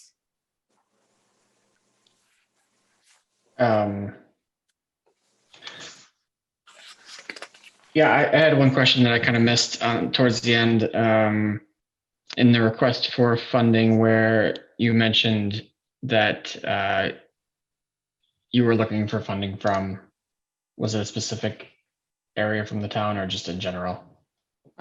Basically, the funding to treat Flint Pond chemically next summer and asking for funds from the community, the Grafton Community Preservation Act, the GCPA. Oh, okay. Yep. I mean, I'm definitely a supporter of protecting these waterways, and I also believe that the prevention of those invasives go a long way, getting ahead of them instead of letting them continue to spread. So I'm not an expert on the various methods of treatment and remediation, so it's hard for me to support any particular method right now without knowing anything, without knowing things further. But I mean, I definitely do support the general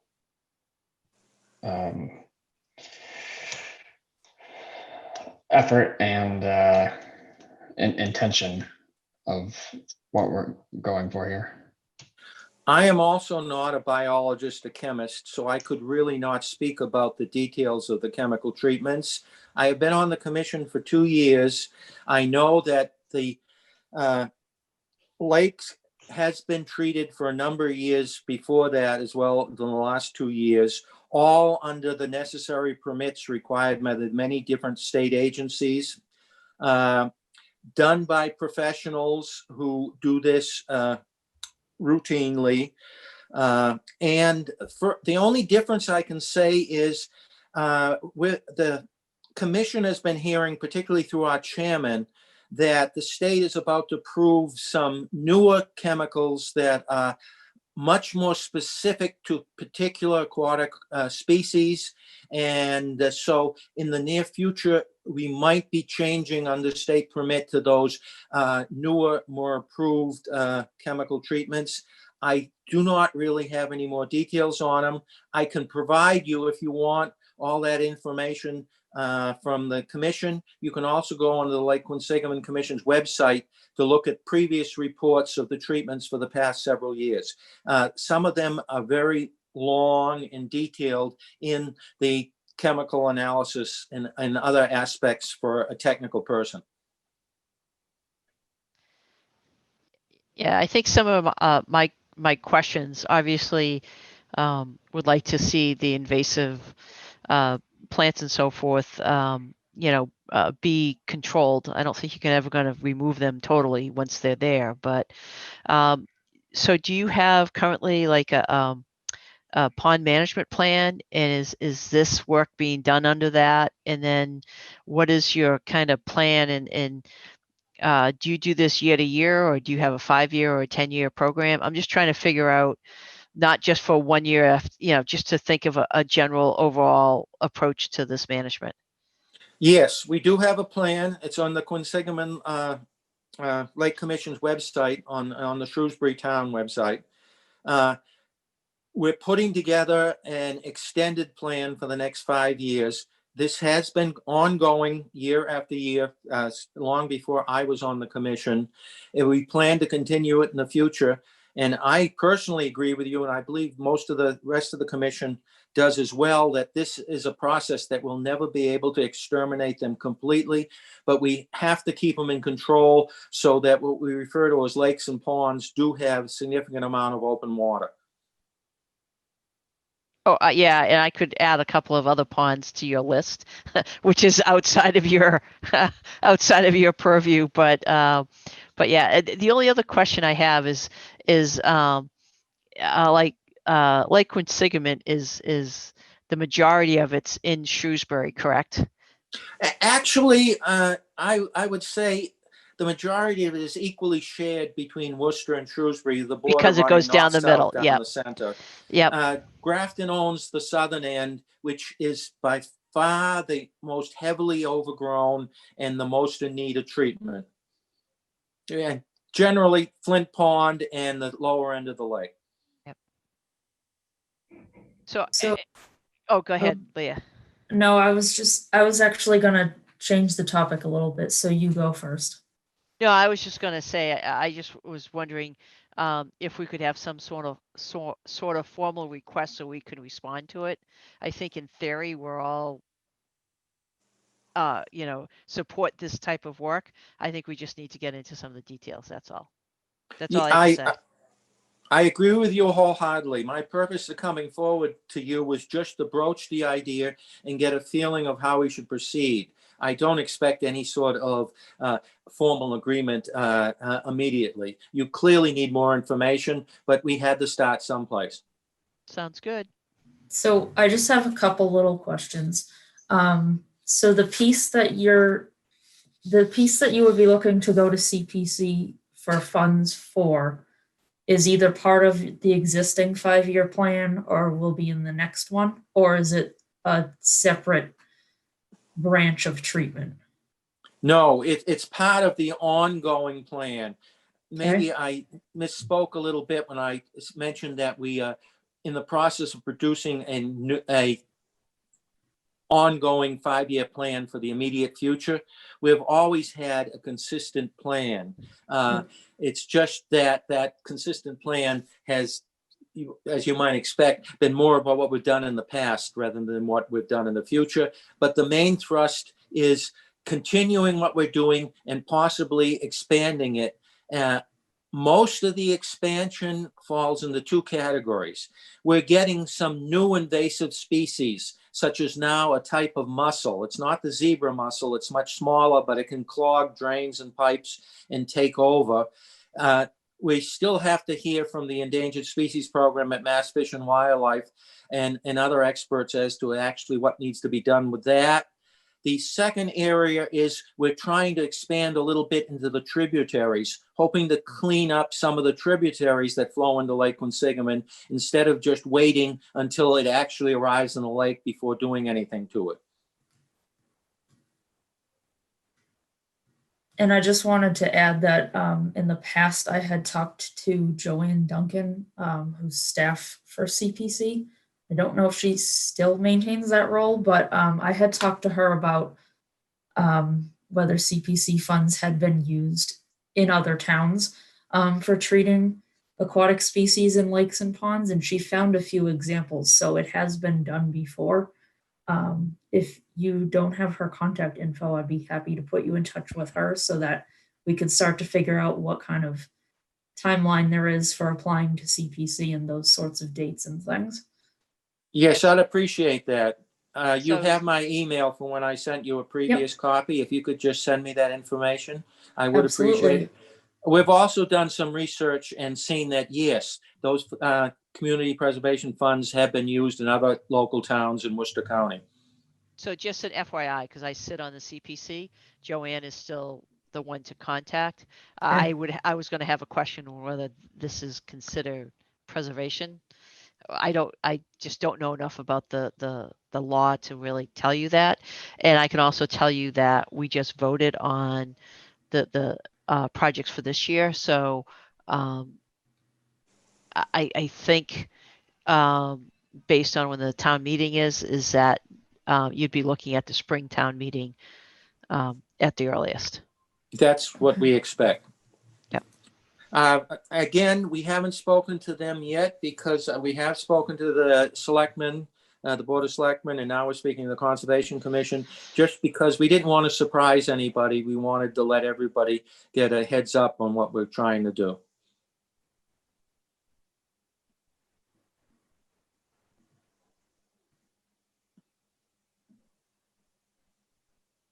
Okay. Did anyone have any additional questions or comments? It sounds like, what would be the steps moving forward for this, Leah? So I mean, I'm gonna put him in touch with Joanne and we'll start figuring out what kind of timeline there would be going forward.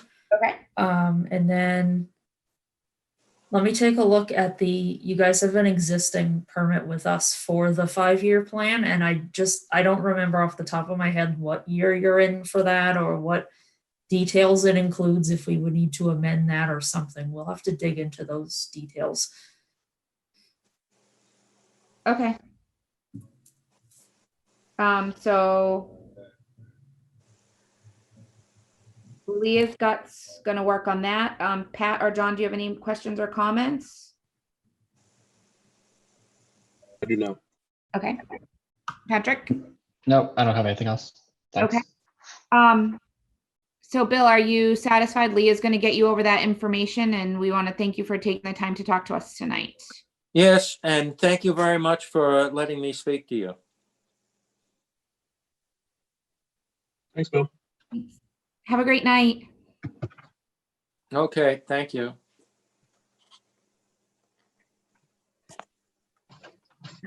Okay. Now to action items. We need to approve the October 6th meeting minutes. Do we still have any continuances left? Nope. Nope. Okay, just checking. You know me, I always forget them. I make a motion to approve the October 6th meeting minutes. Second. Okay, John motion, Patrick seconded. We'll do a roll call. Sandy? Yes. John? Yes. Pat? Yes. And I am also a yes. So that passes. Minutes are done. Okay, next is an order of conditions extension that was requested for 100 Westboro Road and Institute Road. So you guys might remember the subdivision called Village at Institute. We more recently saw the side project or partner project to that, which was Afonso Village.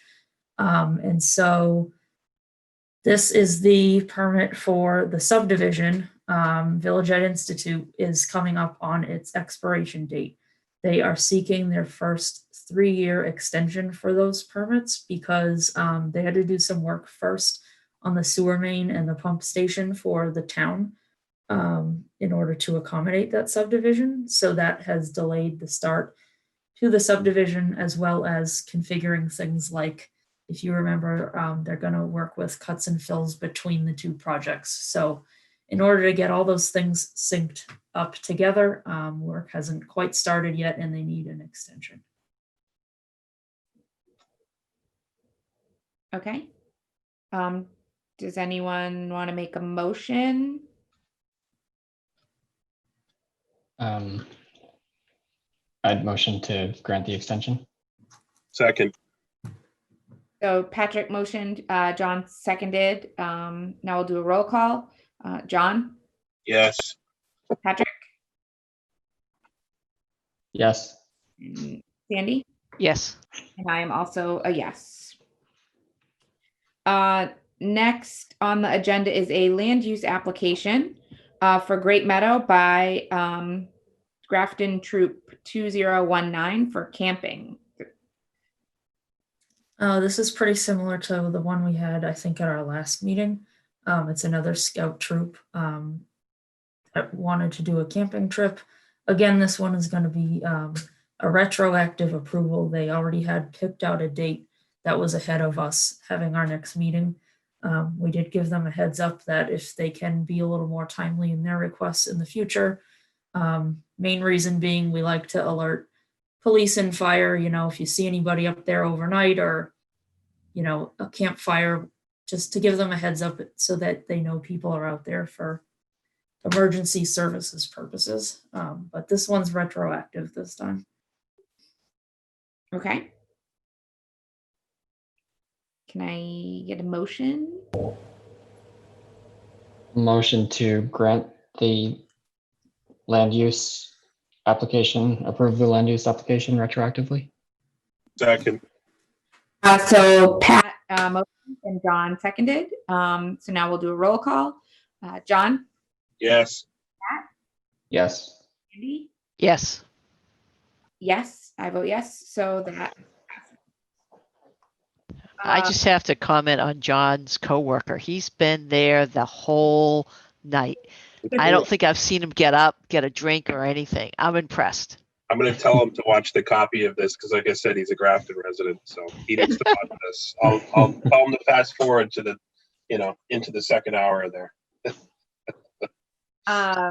Okay, next 2021 meeting schedule amendments. This one's really easy. We had to make a couple changes to not so much meeting dates, but dates for the paper or the public filing ahead of the paper once we got the paper's holiday publication schedule. So because we had to tweak a few things and you guys put your official stamp of approval on it, we wanted to have you approve the amended version. Did everyone take a look at it, and does anyone want to make a motion? I'll motion to approve the meeting schedule amendments. Second, Second, so Pat motioned, John seconded. John, how do you vote? yes. Pat? Yes. Andy? Yes. I also vote yes. So that's good to go. Next is an emergency certification request for 268 Upton Road for a beaver dam. So at this house, a beaver has begun to dam a man-made spillway that is out behind the house. So when the water backs up from that dam, it's endangering their well because their well's really shallow on that property. So the homeowner, in conjunction with Beaver Solutions, I believe is the company's name, approached us and the Board of Health to get emergency paperwork, which Board of Health, I think, gives them 10 days.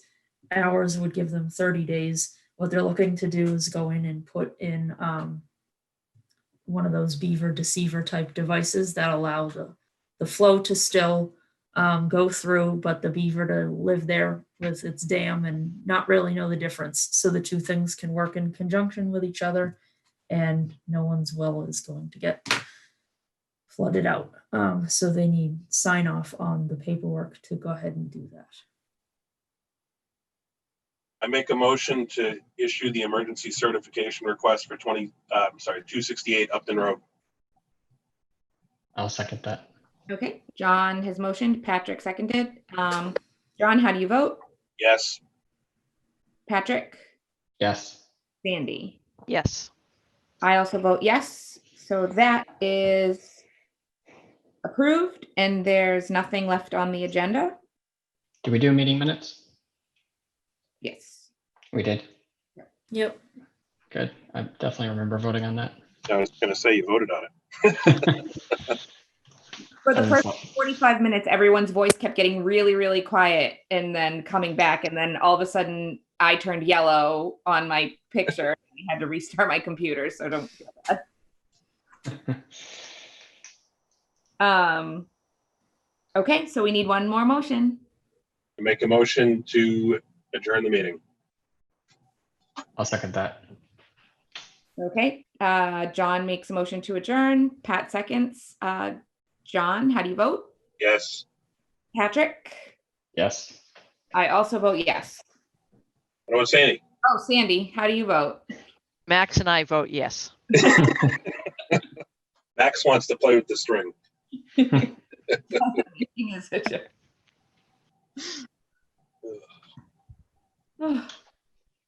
That's good. That was the longest That was line item list. the agenda item meeting. You thought you were going to get off easy. Well, I mean, so my computer was screwed up. My kid was like, kept calling me upstairs. I'm like, what is happening? The fun part of being remote. So that's good. So John, you've gone to a couple of the Quinsigamond meetings. Are they getting better attendance now? Yeah, we just picked up a Worcester person that joined the commission. So she just joined actually last meeting. In the summer, it was a lot of discussion of voting and because of COVID, how many people were using the lake. But Right. Yep.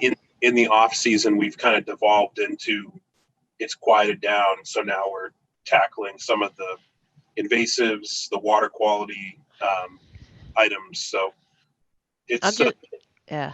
so I was going to say, I'm just wondering what opportunities there are to get grants, because you could even tie it to stormwater because of the fact that you can clog drainage systems and create issues. I'm just wondering because there's some state funding out there right now. Yeah, I'll be sure to talk to them about it. And I know that they're pretty in tune because most of them live on the lake and they're all part of the watershed commissions and everything.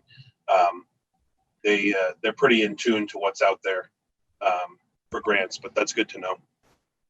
Yeah, and I really don't know a lot about it other than what I hear. So yeah, it's a lot of lake people that live directly on the lake, so you get a lot of nice sunset views behind you as the meeting goes on. It's not like my office or people's basements and stuff. So okay. Yeah, thanks. Yeah, absolutely. We about done? Yes. So. Okay. All right, guys. Thanks, guys. Hi, All everyone. right. Have a good Thanks, night. Alicia, for leading. Yeah, next time I'll lead one with like 70 items on the agenda because it'd probably be about this long also. There you go. All right. Bye. Thanks. All right. See Thank ya. you. Bye. Yep. Bye-bye.